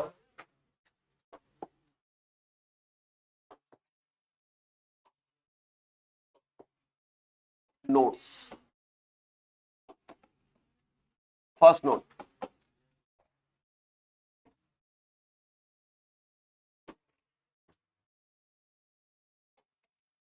to find missing transaction, to find missing transaction relating to branch debtors। तो ब्रांच क्रेडिट में सामान बेचे थे लेकिन उसमें कुछ मिसिंग है ट्रांजैक्शन, तो हम लोग कुछ अकाउंट करेंगे। ठीक है, अकाउंट करो, एडलेस करो, बट बेटर होगा इसमें अकाउंट करना। तो देखते हैं मिसिंग ये कब करोगे, व्हेन यू प्रिपेयर अकाउंट। एक बार हम उस क्वेश्चन में आते, उस फॉर्मेट में आते। यहां देखो, इस फॉर्मेट में देखोगे डेटा रिलेटेड एंट्री, कभी कभी ये काम करता है, कभी काम नहीं करता है। डेटा रिलेटेड एंट्री देखो, डेबिट साइड ओपनिंग डेटर्स लिखे थे ना, बोलो डेबिट साइड था ना, to balance BD opening debtors. फिर यहां आ जाओ, इसमें लिखे थे ये जो रेमिटेंस है, रेमिटेंस में देखो कलेक्शन फ्रॉम डेटर्स आया और eight the end closing debtors आया। एट द एंड आपका देखो ये क्लोजिंग डेटर्स है ना, तो डेटर्स में ओपनिंग मान लो दे दिए लेकिन, और क्लोजिंग भी दे दिए लेकिन कलेक्शन फ्रॉम डेटर से नहीं दिए, तो फिर आपको अकाउंट करना होगा, डेटर से कलेक्शन पता करना होगा ना। या कलेक्शन दे दिए, क्लोजिंग मिसिंग है, तो क्लोजिंग भी तो फाइंड करना है। तो क्रेडिट सेल हो रहा है तो क्लोजिंग तो आना चाहिए ना। तो we should prepare branch debtors account. क्या करोगे आप, ब्रांच डेटर्स कर लोगे। डेटर्स से क्या पता कर लोगे, जो missing transaction, either collection missing और क्लोजिंग मिसिंग, ये आप पता करोगे। ठीक है ना। तो हम लोग प्रिपेयर करेंगे, कौन सा अकाउंट प्रिपेयर करेंगे, मेमोरेंडम। इसलिए मेमोरेंडम में स्टेटमेंट है, आप एडलेस भी कर सकते हो।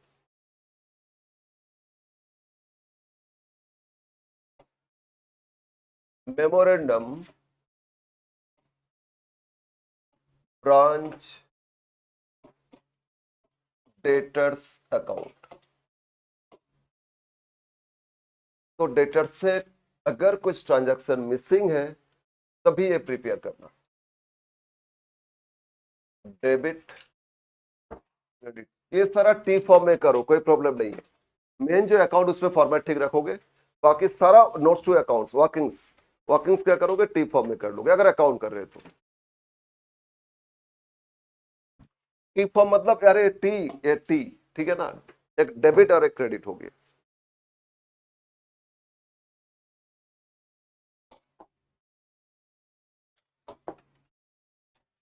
डेटर्स है तो ओपनिंग डेटर्स लिखोगे, to balance BD, to balance BD, debtors assets हो ना, debit balance, opening debtors at the beginning क्या डेटर्स था वो लिख लेना।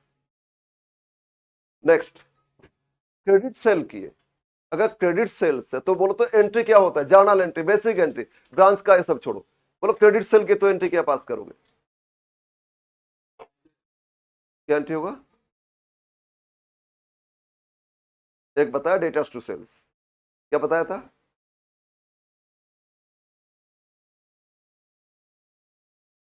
Sold goods to mister Z ₹50,000। वाह, क्रेडिट सेल बोले पैसा कहां से आ गया, sold goods to mister Z ₹50,000। कभी भी पार्टी का नाम दे दिया मतलब वो क्रेडिट सेल्स होता है ना। तो क्रेडिट सेल है तो एंट्री बोलो क्या करो, mister Z account debit to sales, यही तो करोगे। और तो मतलब debtors account debit to sales, यही तो करोगे ना। तो ये डेटर्स अकाउंट 2 सेल्स लिख लोगे, क्रेडिट सेल। तो फॉर क्रेडिट सेल लिखो एंट्री 2 सेल्स अकाउंट। सेल के तो डेटर्स का ड्यू बढ़ेगा ना, तो क्रेडिट सेल। इस ईयर में ब्रांच कितना टोटल क्रेडिट सेल की वो लिख लेना। डेटर्स ड्यू इंक्रीज हो गया, ओपनिंग ड्यू था मिला नहीं था, और इस साल और बेचे तो ड्यू इंक्रीज हो गया। जैसे जैसे कलेक्शन होते जाएगा डिक्रीज करते जाएंगे। बट यहां सेल्स रिटर्न भी तो हो सकता है, सेल के तो सेल्स रिटर्न, तो बाय सेल्स रिटर्न डेटर्स का ड्यू डिक्रीज हो रहा है, क्रेडिट करोगे। फिर डेटर से कलेक्शन आया तो बाय ब्रांच कैश अकाउंट। बोलो कलेक्शन कौन की, हेड ऑफिस या ब्रांच? मेजर तो ब्रांच करेंगे, तो ब्रांच के पास कैश आएगा ना, तो बाय ब्रांच कैश अकाउंट, यानी को collection by branch. If branch collected तो ये लिखोगे बाय ब्रांच कैश, ब्रांच के पास कैश आया, ब्रांच कैश इंक्रीज। लेकिन अगर हेड ऑफिस को कलेक्शन मिला तो बाय बैंक, हेड ऑफिस का बैंक में आया होगा सीओ, डिफरेंट लोकेशन में ब्रांच है, हेड ऑफिस को कैसे मिला, टू बैंक है ना, bye bank account collection bye head office. Collect कौन किए उस पर डिपेंड करेगा, ब्रांच किए तो by branch cash, head office collect किए तो bye bank account. Now customer साहब बोला ब्रांच को आके बोला देखे हम अभी पे कर देंगे लेकिन कुछ डिस्काउंट छोड़ दीजिए। ब्रांच बोला ठीक है, हेड ऑफिस से बात किए, एक कस्टमर साहब 20,000 का खरीदे थे, वो बोला 1,000 रुपया डिस्काउंट देने के लिए, तो बोला ठीक है डिस्काउंट दे दो, हेड ऑफिस से इंस्ट्रक्शन मिल गया तो डिस्काउंट अलाउ किए ना, तो bye discount allowed, by discount allowed account, how much they allowed discount, okay। again कुछ डेटर्स लापता, पता ही नहीं है, ठीक है, एक एड्रेस देके गए थे, बोले तो आप 2 दिन में दे देंगे, सामने है मेरा दुकान, मेरा आपका दुकान के सामने है, और सामने जिस दिन गए पता चला हुआ कोई है नहीं आदमी, तो क्या हो गया, बैड हो गया ना, तो बैड डेट्स, डेटर्स डिक्रीज करो by bad debts.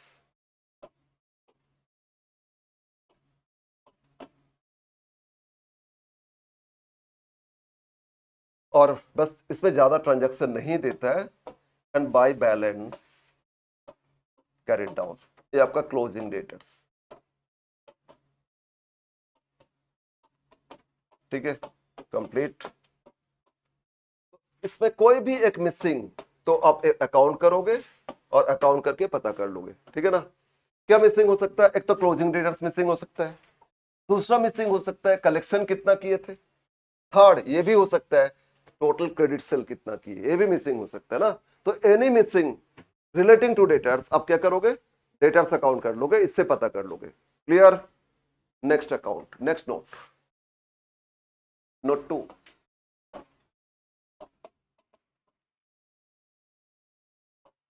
to find goods sent by head office,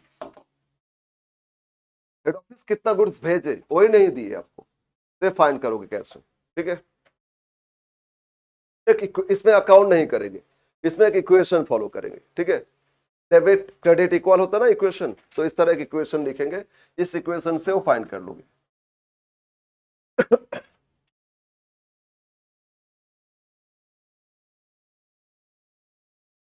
देखो इसमें good sent equal to calculation कैसे करोगे,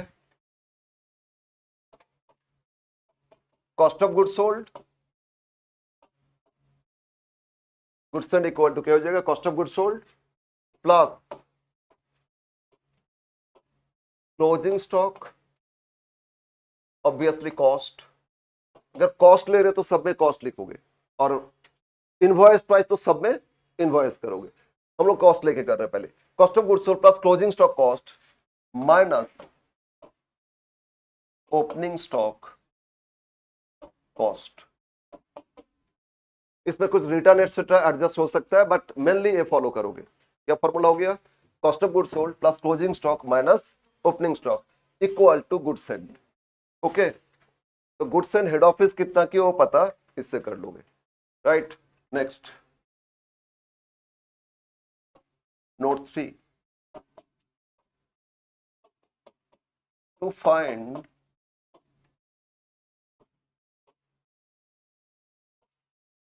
missing petty cash. Petty cash के बारे में इंफॉर्मेशन मिसिंग है, कितना हेड ऑफिस भेजे वो मिसिंग है, ठीक है, या कितना ब्रांच के पास क्लोजिंग कितना पेटी कैश रह गया वो मिसिंग है। तो इसमें भी एक इक्वेशन फॉलो करोगे। अकाउंट ऑलवेज नहीं करना है, ये सारा फॉर्मेट मतलब अकाउंट्स नहीं करके बेटर होगा ये इक्वेशन फॉलो कर लेना। ओके, इसके लिए आप समझते एक एग्जांपल लेते, आपको और क्लियर हो जाएगा। एक एग्जांपल लेते, हम अभी बोले थे ना पापा हेड ऑफिस है और आप लोग ब्रांच हो, ये समझ लो, ठीक है। तो पापा हेड ऑफिस है, फिनांस का सारा कुछ कौन डिसीजन लेते हैं? पापा लेते। तो आज मॉर्निंग में अब जब घर से निकले रहे, मतलब क्लास के लिए आ रहे थे, तो आप देखे मनी पर्स में आपके पास कितना है? 50 रुपया है। तो पापा से पूछे, पापा अभी पैसा तो एकदम 50 रुपया हो गया, जाने में ही तो खर्चा लग जाएगा, फिर 2 क्लास होगा, बीच में नाश्ता करेंगे, ये सब खर्चा है, और फिर आज कुछ फ्रेंड लोग बोले, एक फ्रेंड का बर्थडे है, उसका बर्थडे सेलिब्रेशन भी करेंगे रेस्टोरेंट में जाके, पापा कुछ पैसा दीजिए। पापा बोला ठीक है, कितना दे? कुछ पैसा दिए। पापा कितना दिए वो बताया नहीं, मिसिंग है। पापा से मिला, पापा से कितना मिला वो मिसिंग है, ठीक है। बस पापा से लिए पैसा, आए और यहाँ क्लास किए, आने का खर्चा लगा, फिर क्लास किए, इसके बाद रेस्टोरेंट में गए, फ्रेंड लोगों को लेके सेलिब्रेट किए, करने के बाद सारा खर्चा आप पे किया। पे करने के बाद फिर घर भी पहुंच गए। घर पहुंच गए तो आप फिर मनी पर्स खोल के देखे, आपके पास कितना है? 120 रुपया है अभी भी मनी पर्स में, ठीक है। मनी पर्स में अभी भी कितना? 120 रुपया है। और आप खर्चा किए थे, आने के टाइम खर्चा किए थे, ट्रेवलिंग खर्चा लगा था, फिर जाने के टाइम ट्रेवलिंग खर्चा, फिर बीच में जो रेस्टोरेंट में गए थे उसमें खर्चा हुआ था 1200 रुपया, अब पे किए थे। अब खर्चा कितना किए थे? 1200 रुपया। एट द एंड अभी भी कितना रह गया? इतना। लेकिन ओपनिंग में आपके पास कितना था? तो पापा कितना दिए थे बताओ? पापा कितना रुपया दिए थे? पापा कितना रुपया दिए थे वो बताओ? हेड ऑफिस कितना दिए थे?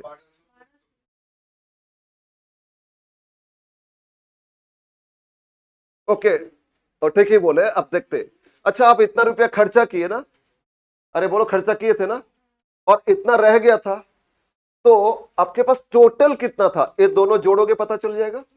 इतना खर्चा किया, इतना अभी भी रह गया ना, तो इसको जोड़ लो, तो टोटल आपके पास कितना था? 1320 था। मतलब एक सारा खर्चा से पहले 1320 था ना, तभी ना इतना खर्चा कर कितना रह गया? 1320 था पॉकेट में, लेकिन ओपनिंग में तो सिर्फ 50 था।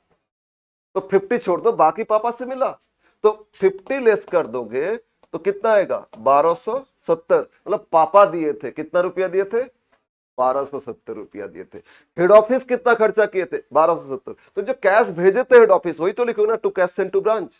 अरे बताए थे ना, अरे हेड ऑफिस कितना भेजे, कैश देखो डेबिट साइड लिखे थे, तो इंफॉर्मेशन लिखना होगा, ठीक है। या आपको ये बोल दिए हेड ऑफिस भेजे थे कितना? 1270, और ओपनिंग कितना था? 50, और खर्चा के कितना? 1200। तो क्लोजिंग कितना था? 120 था। तो कोई भी एक मिसिंग है, चाहे ओपनिंग मिसिंग हो, चाहे कैश सेंड हेड ऑफिस कितना किए मिसिंग हो, या खर्चा कितना किए मिसिंग हो, या क्लोजिंग मिसिंग हो, तो क्या करोगे? इस इक्वेशन में फाइंड कर लोगे, ठीक है। समझ में आया ना? बोलो समझ में आया? तो इक्वेशन लिखो। क्या इक्वेशन लिखोगे? एक इक्वेशन लिखो, opening cash plus cash send by head office, opening cash plus cash send by head office must be equal to, जैसे ओपनिंग आपके पास 50 था, है ना, और पापा कितना दिए थे? 1270 दिए थे ना, ये दोनों जोड़ के टोटल हो जाएगा। Equal to, must be equal to expenses by branch, अब ब्रांच कितना खर्चा किए, और प्लस क्लोजिंग कैश। ये इक्वेशन होता है। इस इक्वेशन में पुट कर दो, जो भी मिसिंग है वो फाइंड हो जाएगा। क्या इक्वेशन होगी आपका? Opening cash plus cash send by head office, ये टोटल हो गया ना, इसमें से एक पार्ट खर्चा किया, क्लोजिंग रह गया, ये दोनों जोड़ो और इधर से भी जोड़ो, एक ही बात है ना। आपके मान लो ये मिसिंग है, बोलो ये मिसिंग है, तो क्या करोगे? इन दोनों को जोड़ोगे और इसको माइनस कर दोगे, आ जाएगा। क्लोजिंग कैश मिसिंग है, तो इन दोनों को ऐड करोगे और इसको अपोजिट माइनस कर दोगे तो क्लोजिंग आ जाएगा। ओपनिंग मिसिंग, व्हाटएवर मिसिंग, इस इक्वेशन से पता कर लोगे। क्लियर है? बोलो समझ में आया? तो बस इतना सारे नोट्स कभी करना होगा वर्किंग्स, और फिर इसके बाद ब्रांच अकाउंट करोगे, और ब्रांच अकाउंट करोगे तो आपको मिल जाएगा ब्रांच प्रॉफिट। ओके, बोलो क्लियर है? अच्छा, आज एक हम फॉर्मूला देंगे, कुछ और फॉर्मूला। वो जनरली अकाउंट्स में कभी भी परसेंटेज का कैलकुलेशन होता है ना, वो आपको बहुत ज्यादा बेनिफिट देगा। तो एक फॉर्मूला लिखो, आज एक फॉर्मूला दे रहे हैं, परसेंटेज एनालिसिस बोल के लिखो। कभी भी परसेंटेज बेसिस पे कैलकुलेशन कुछ दे रहे हैं तो इस केस में ये अप्लाई करोगे। ठीक है, क्या फॉर्मूला है? ये फॉर्मूला सिर्फ इस चैप्टर में नहीं, किसी भी चैप्टर में अगर परसेंटेज बेसिस कुछ कैलकुलेशन है, इसको अप्लाई कर लेना, आराम से वो आपका कैलकुलेशन हो जाएगा। मोस्ट इंपॉर्टेंट फॉर्मूला, मतलब अकाउंट्स के लिए ब्रह्मास्त्र बोलते ना, तो बेसिक कैलकुलेशन का ये है। लिखो, क्या लिखोगे? लिखो required value, required value equal to, मतलब जो फाइंड करना है आपको, ठीक है, रिक्वायर्ड वैल्यू इक्वल टू, आपको कुछ दिया गया तभी ना आप फाइंड कर रहे हो, गिवन वैल्यू, जो वैल्यू आपको दिया गया वो वैल्यू लिख लो, divide by percentage of given value, given value का परसेंटेज डिवाइड करोगे, और जो रिक्वायर्ड उसका परसेंटेज इंटू करोगे परसेंटेज ऑफ रिक्वायर्ड वैल्यू। कितना इंपॉर्टेंट फॉर्मूला, आप अभी समझेंगे। ये कहीं पे भी परसेंटेज बेसिस कुछ दे रहे हैं ना, ये कैलकुलेशन आप करोगे इजीली, आपको मिल जाएगा। जो रिक्वायर्ड वैल्यू जो फाइंड कर रहे हो ना, वो मिल जाएगा आपको। ओके, एग्जांपल लेते हैं, इसके बाद हम प्रैक्टिस शुरू करेंगे। ठीक है, क्योंकि लोडिंग इनवॉइस प्राइस आएगा ना, लोडिंग कैलकुलेशन, वो इसमें इस समय आ जाएगा। हम एग्जांपल और कुछ ले रहे हैं, मतलब कॉस्ट ऑफ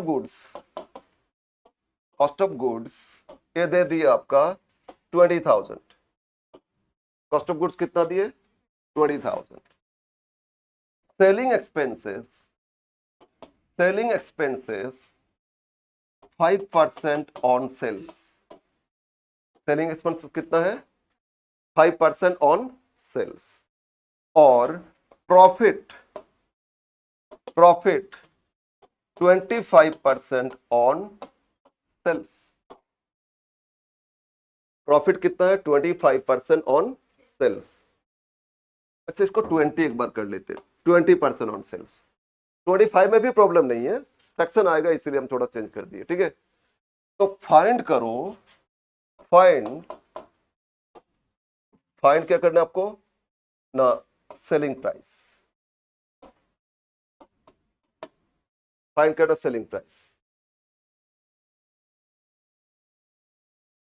ठीक है, तो देखो इस क्वेश्चन को कैसे कर, आपको कॉस्ट पता है ना, लेकिन सारा कॉस्ट नहीं, कॉस्ट ऑफ गुड्स मतलब प्रोडक्शन कॉस्ट है, और सेल करने का भी तो खर्चा है ना, सेल करने का भी खर्चा है, कितना? 5%, और प्रॉफिट कितना परसेंट रखना है? 20% ऑन सेल्स। तो इसमें सेलिंग प्राइस क्या आएगा वो आपको चाहिए। तो बोलो तो इस सारा परसेंटेज किस पे? सेल्स पे था, तो मान लोगे सेल्स, मान लोगे कितना? 100% सेल्स था ना, मान लो सेल्स 100 है, तो बोलो प्रॉफिट कितना परसेंट था?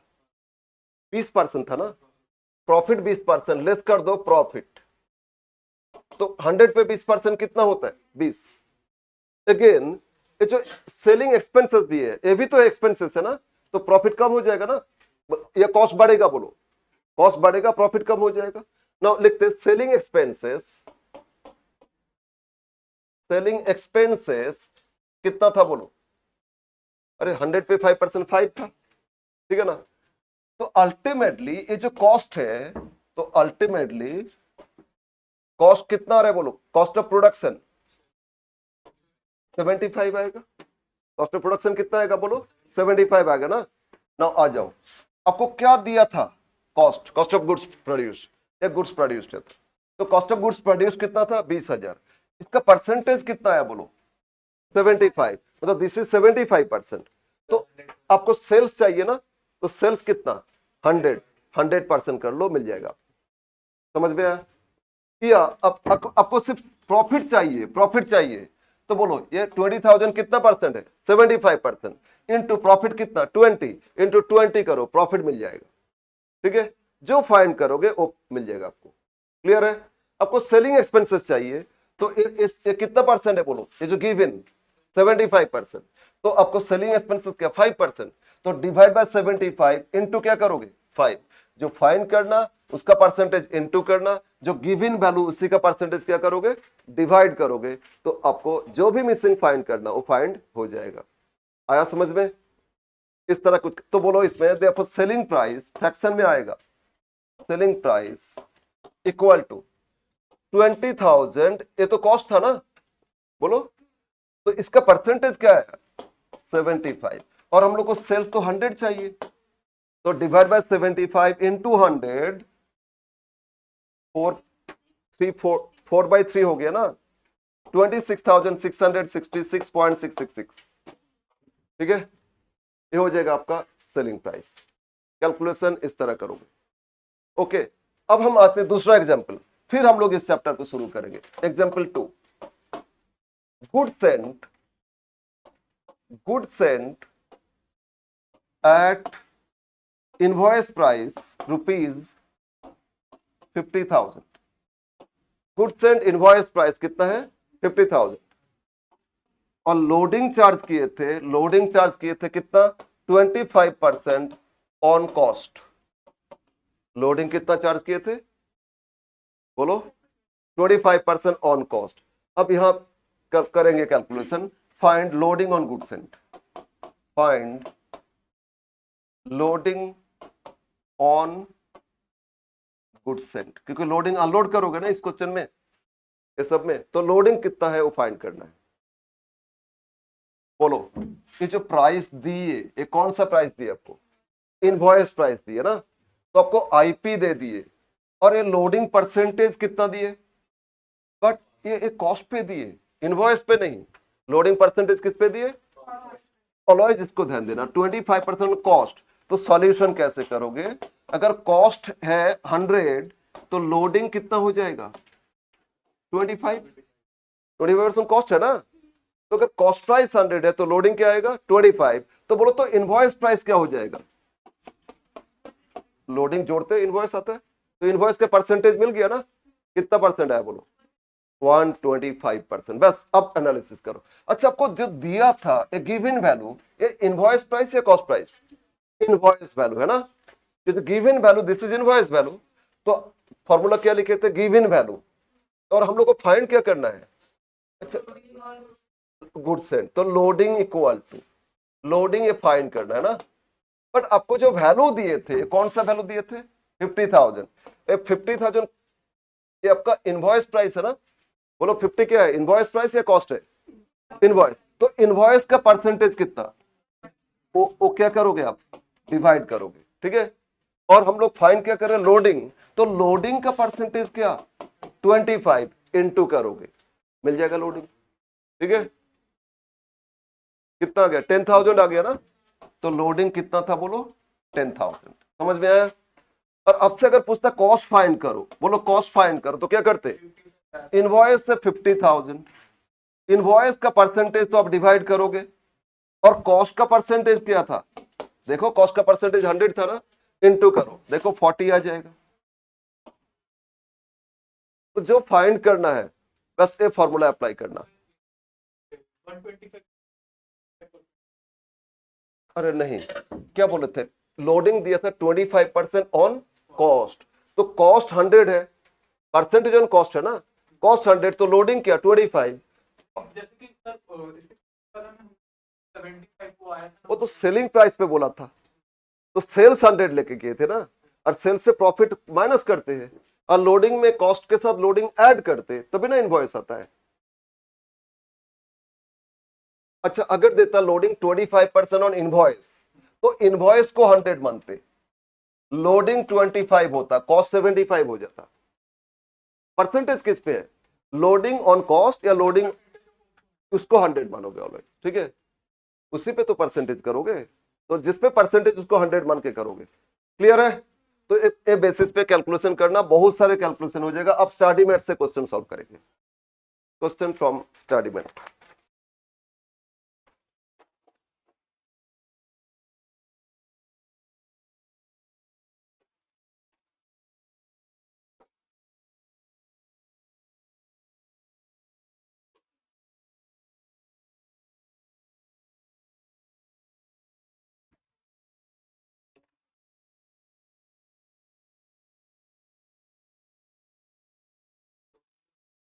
क्वेश्चन 1 इसमें आंसर गलत था प्रोबेबली, हम ठीक किए या नहीं पता नहीं चल रहा है। Page 66 question 1।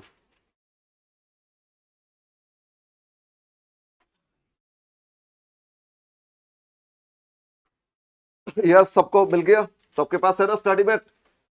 Okay. From the following details regarding to west coast branch of Bombay trading company, prepare branch account and debtors account भी इसमें पूछा ना, हम लोग किए थे branch account and debtors account for the year ended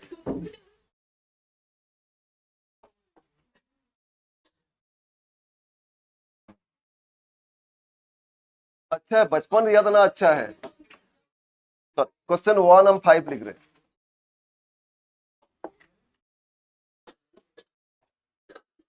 in the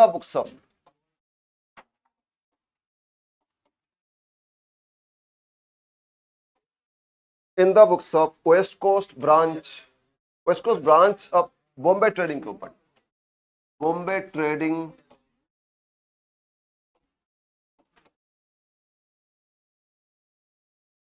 company,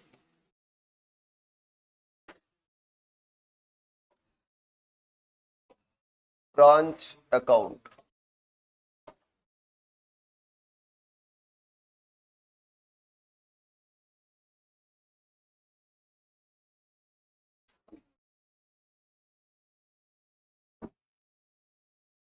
date particulars amount debit credit.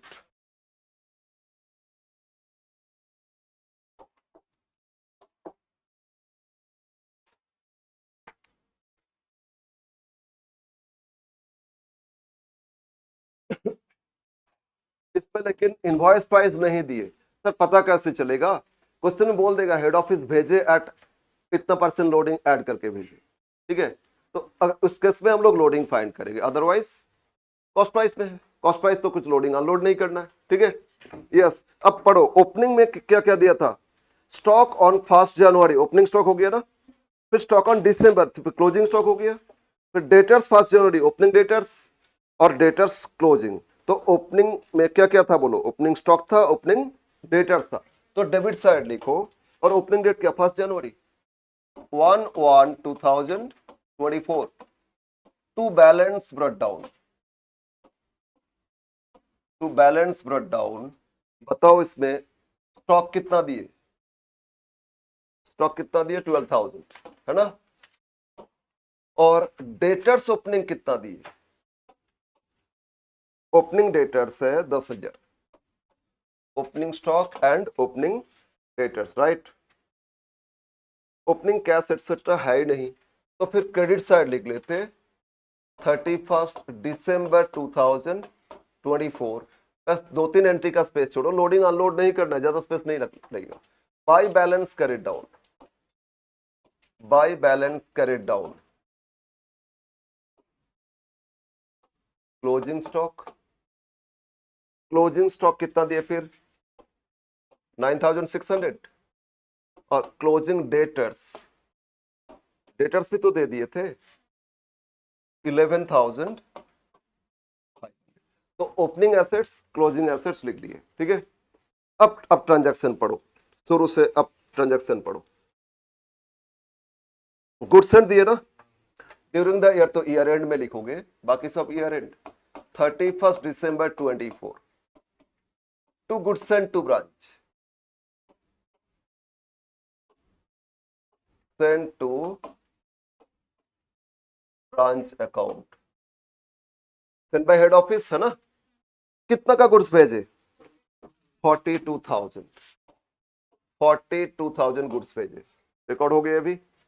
अब आगे पढ़ो, क्या दिया? सेल, है ना? कैश सेल्स भी है, क्रेडिट सेल भी है, तो सेल्स नहीं अलग से लिखते, रेमिटेंस लिखते ना।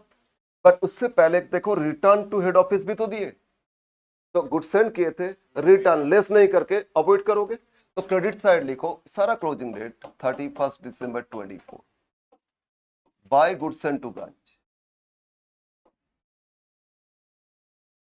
एंट्री सेम, इससे लेस नहीं करके opposite side, send to branch, return to head office, return to head office. कितना रिटर्न किए? 4800। अब ईयर एंड में लिख लो by bank account remittance,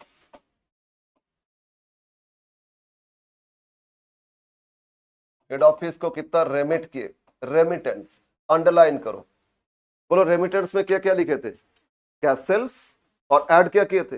collection from debtors, है ना? तो यस, तो इसमें पढ़ो कैश सेल्स कितना दिए?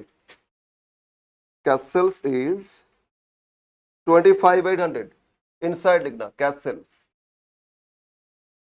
25,800। फिर क्रेडिट सेल, क्रेडिट सेल तो कलेक्शन देखना होगा ना, तो क्रेडिट सेल तो डेटर्स अकाउंट में लिखोगे, यहां भी रहने दो। फिर बैड डेट्स डेटर्स में आएगा, है ना?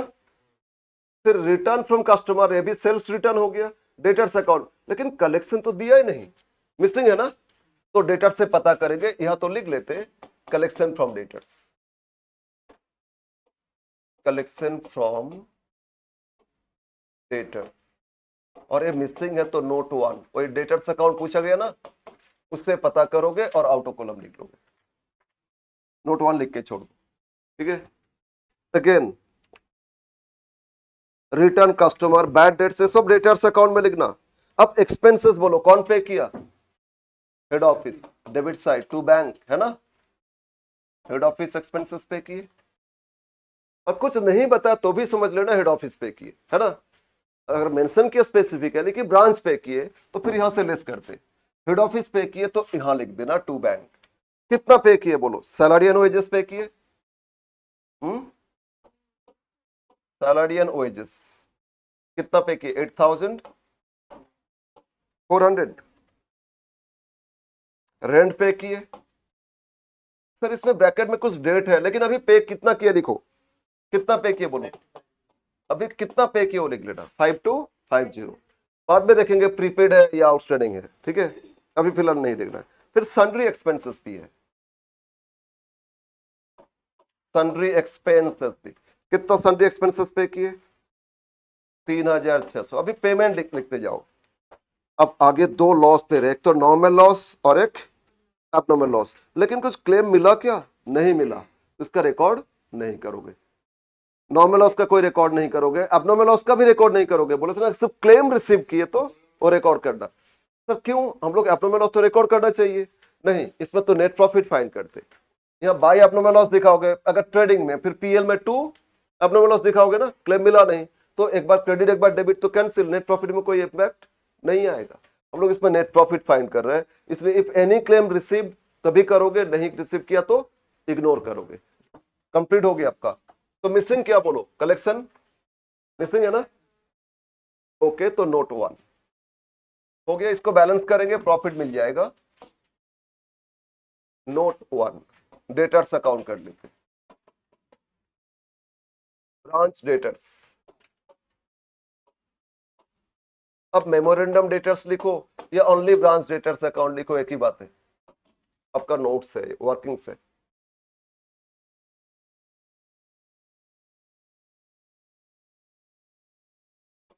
Debit credit,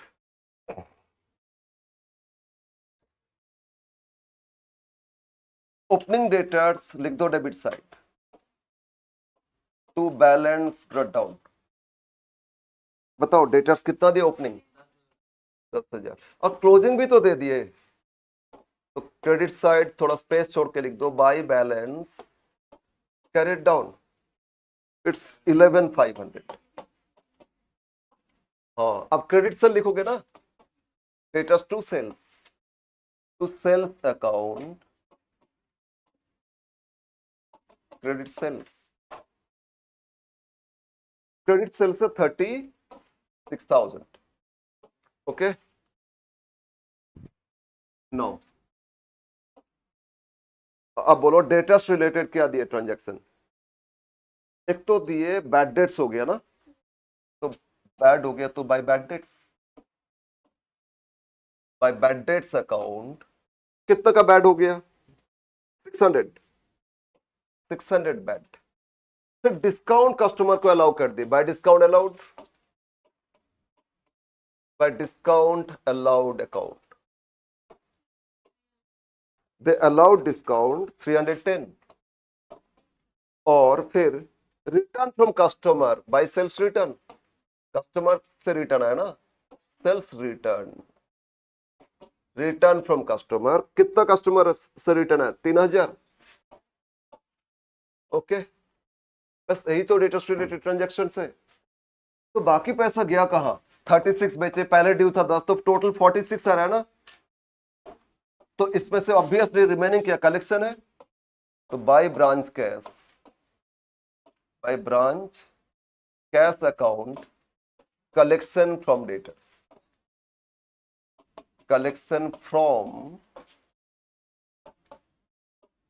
debtor, balancing figure बोलो ना, कोई एक मिसिंग है, वो मिसिंग इससे पता कर लोगे। तो इससे माइनस करोगे तो टोटल से माइनस कर दो, 46,000 से लेस हो रहा है आपका 11,500, 14,500, 15,100, 15,410, लेस करोगे तो हो जाएगा आपका 20,590। करो करो कैलकुलेशन, मिस्टेक हो सकता है।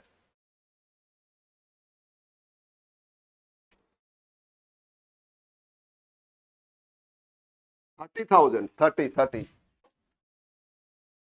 30,590 है ना। यस, तो कलेक्शन फ्रॉम डेटर्स कितना हो गया? 30,590। ओके, अब बोलो डेटर से कलेक्शन मिल गया तो ये कलेक्शन लिखोगे ना ब्रांच अकाउंट में, तो ब्रांच अकाउंट में लिख दो, ब्रांच अकाउंट में अब लिख दो कलेक्शन, कितना कलेक्शन है? 30,590। तो ये जोड़ने से होता है 56,390,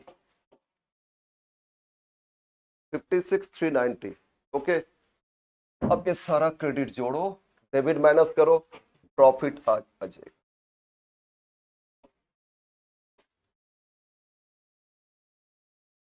ओके, क्रेडिट सारा जोड़ो, 21,100, 60, 77,490 प्लस तो 82,290,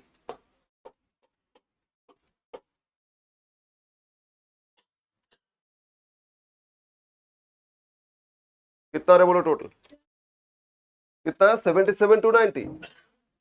हाँ,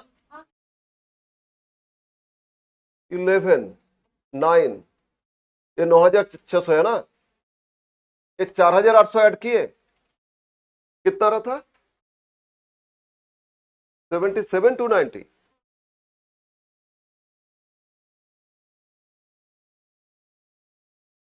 कैसे? इसमें कितना है बोलो? 56,390। इधर कितना है? 9,600। इसमें कितना? 82,290 तो आ रहा है।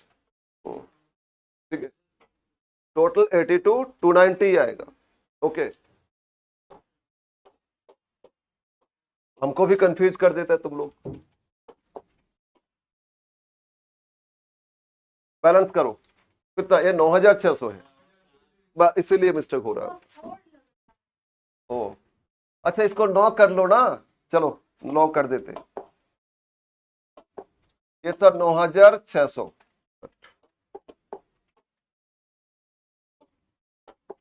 9,600 था, ठीक है। यस, अब बैलेंस करो 2 जनरल पीएल। सॉरी सॉरी, एक चीज करना भूल गए थे, ये जो रेंट दिए थे ना उसमें कुछ इंफॉर्मेशन था। रेंट में आ जाओ, रेंट में और क्या इंफॉर्मेशन दिए? रेंट ब्रैकेट में क्या बोले थे? रेंट पे किए थे 1/1/24 से कब तक? 31 मार्च 25। लेकिन हम लोग तो अकाउंट करें 31 दिसंबर 24 तक, तो 3 मंथ का प्रीपेड है ना।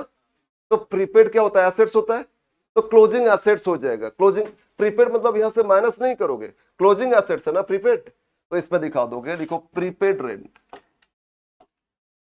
प्रीपेड रेंट, क्लोजिंग एसेट्स है ना, क्रेडिट हो जाएगा, माइनस नहीं करके क्रेडिट। तो बोलो कितना पे किए थे, 5250, कितना मंथ्स के लिए पे किए थे, 15 मंथ्स के लिए, और मंथ्स कितना, 3 मंथ्स का ही तो प्रीपेड है, तो 3 मंथ्स का प्रीपेड फाइंड करो। 1, अरे क्या हो रहा है, 1050, ठीक है, तो प्रीपेड आ गया। अब जोड़ोगे तो 82 290 में ऐड करोगे 1050, 83,340, कितना रहे, 83,340। अब करो, अब 83,340 से करोगे, तो एक आइटम ही छोड़ दिए थे, 83,340। अब इससे इस सारा डेबिट माइनस करो, बैलेंसिंग फिगर आपको मिल जाएगा net profit of branch to general profit and loss account, to general PL account net profit of branch. बोलो कितना है नेट प्रॉफिट, कितना, 2090, तो प्रॉफिट करेक्ट करके दिए ना, yes, branch profit 2090, collection from debtors 30590। Okay, तो इसमें कॉस्ट प्राइस ही था, इनवॉइस प्राइस नहीं, तो लोडिंग अनलोड ये सब नहीं करना था, सिर्फ सिंपल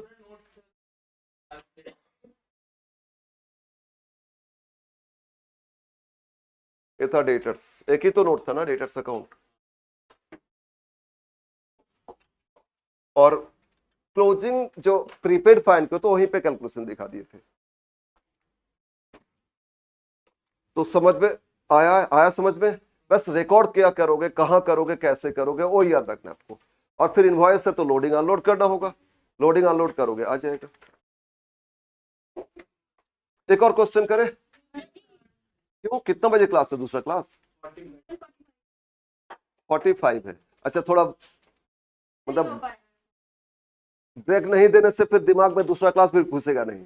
चलो आज के लिए यहीं पे रखते। क्वेश्चन 2 आप लोग करके आओगे, क्वेश्चन 2 करके आना, इसमें भी इनवॉइस प्राइस नहीं है, सिंपल कॉस्ट का ही है, ठीक है। हाँ एक चीज देखोगे, डिप्रिसिएशन फर्नीचर बोले, क्वेश्चन 2 एक बार देख लो, सिर्फ डिस्कस कर लेते, करके आना, ठीक है। From the following details relating to Baroda branch for the year ended March 23 prepare branch account, yes branch account करोगे। अब देखो शुरू में सारा ओपनिंग बैलेंस दे रहे हैं ना, opening stock, opening debtors, opening furniture, opening पेटी कैश, ओपनिंग प्रीपेड इंश्योरेंस, ये सारा ओपनिंग एसेट्स डेबिट साइड लिख लोगे। और उसके बाद ये आउटस्टैंडिंग सैलरी, तो ओपनिंग लायबिलिटी भी तो है ना, क्रेडिट साइड लिख लोगे। After that goods sent to branch during this year, debit में आ जाएगा। सैलरी, सॉरी, इसके बाद कैश सेल्स, रेमिटेंस में आएगा ना, बाय बैंक, कैश सेल्स लिखोगे। टोटल सेल्स, तो टोटल सेल्स मतलब कैश माइनस करोगे, बाकी क्रेडिट सेल्स हो जाएगा, तो डेटर्स अकाउंट भी करोगे। फिर देखो cash receive from debtors by branch, collection दे दिए है ना, डेटर से कलेक्शन हो गया, ब्रांच कलेक्ट किए, कितना कलेक्ट किए, 65। फिर cash receive from debtors direct bye head office, head office भी कलेक्ट किए, दोनों ऐड करके तो टोटल कलेक्शन आएगा ना, बोलो रेमिटेंस में जोड़ोगे total collection. Next goods return by branch, तो क्रेडिट साइड लिखोगे, गुड्स रिटर्न बाय डेटर्स, तो डेटर्स में लिखोगे। फिर cash sent to branch for expenses, debit side लिख लेना, to cash sent to branch, underline. Rent pay किए, कितना मंथली नहीं देखना, टोटल लिख लेना, कितना रेंट बोलो पे किए, 9,600 है ना। नेक्स्ट पेज जाओ, फिर सैलरी पे किए, फिर पेटी एक्सपेंसेस पे किए, पेटी कैश पे किए, हेड ऑफिस, इंश्योरेंस भी पे किए, और eight the and outstanding prepaid देख लेना, जैसे लास्ट क्वेश्चन में देखे थे, आउटस्टैंडिंग है तो डेबिट, प्रीपेड है तो क्रेडिट लिखोगे क्लोजिंग में, ठीक है। और फिर डिस्काउंट अलाउड दिए, क्लोजिंग स्टॉक दे दिए, और डिप्रिसिएशन बोले, इसका मतलब क्या करोगे बोलो तो, अच्छा ओपनिंग फर्नीचर दिए थे ना, देखो तो ओपनिंग फर्नीचर कितना दिए थे, ओपनिंग फर्नीचर कितना अमाउंट का दिए थे, 6,000 है ना। अगर ओपनिंग फर्नीचर था 6,000, तो क्लोजिंग में 6,000 से डिप्रिसिएशन लेस कर दोगे, क्लोजिंग में कितना लिखोगे, 6,000, डिप्रिसिएशन कितना परसेंट था, 600 लेस कर दोगे तो क्लोजिंग कितना आ जाएगा 5400। तो by balance CD closing furniture depreciation less करके लिख देना, ठीक है ना, क्लियर है। तो बस एक क्वेश्चन करके आना, क्वेश्चन 2 अब लोग के लिए होमवर्क। आंसर इसमें करेक्ट है, और सॉरी लास्ट लाइन पढ़ो, goods costing 2500 damage in transit, अपने में लॉस हो गया ना, लेकिन क्लेम कुछ मिला, तो जो क्लेम मिला वही लिखोगे, bye bank account claim received, ठीक है ना। तो बस ये था होमवर्क, नेक्स्ट डे फिर करेंगे हम लोग का। मेरा क्लास होगा मंडे एंड फ्राइडे, मेरा क्लास है मंडे फ्राइडे 9:30, है ना, अरे 9:45 ही शुरू होता है, ठीक है, 9:30 टाइम है, और 15 मिनट्स पहले नहीं देने से ना तुम लोग 9:45 में आओगे तो फिर 10 बजे शुरू होगा, 9:30 है, बट ऑफिशियली क्लास शुरू हो जाएगा 9:45, ठीक है। फ्राइडे फिर मीट करेंगे।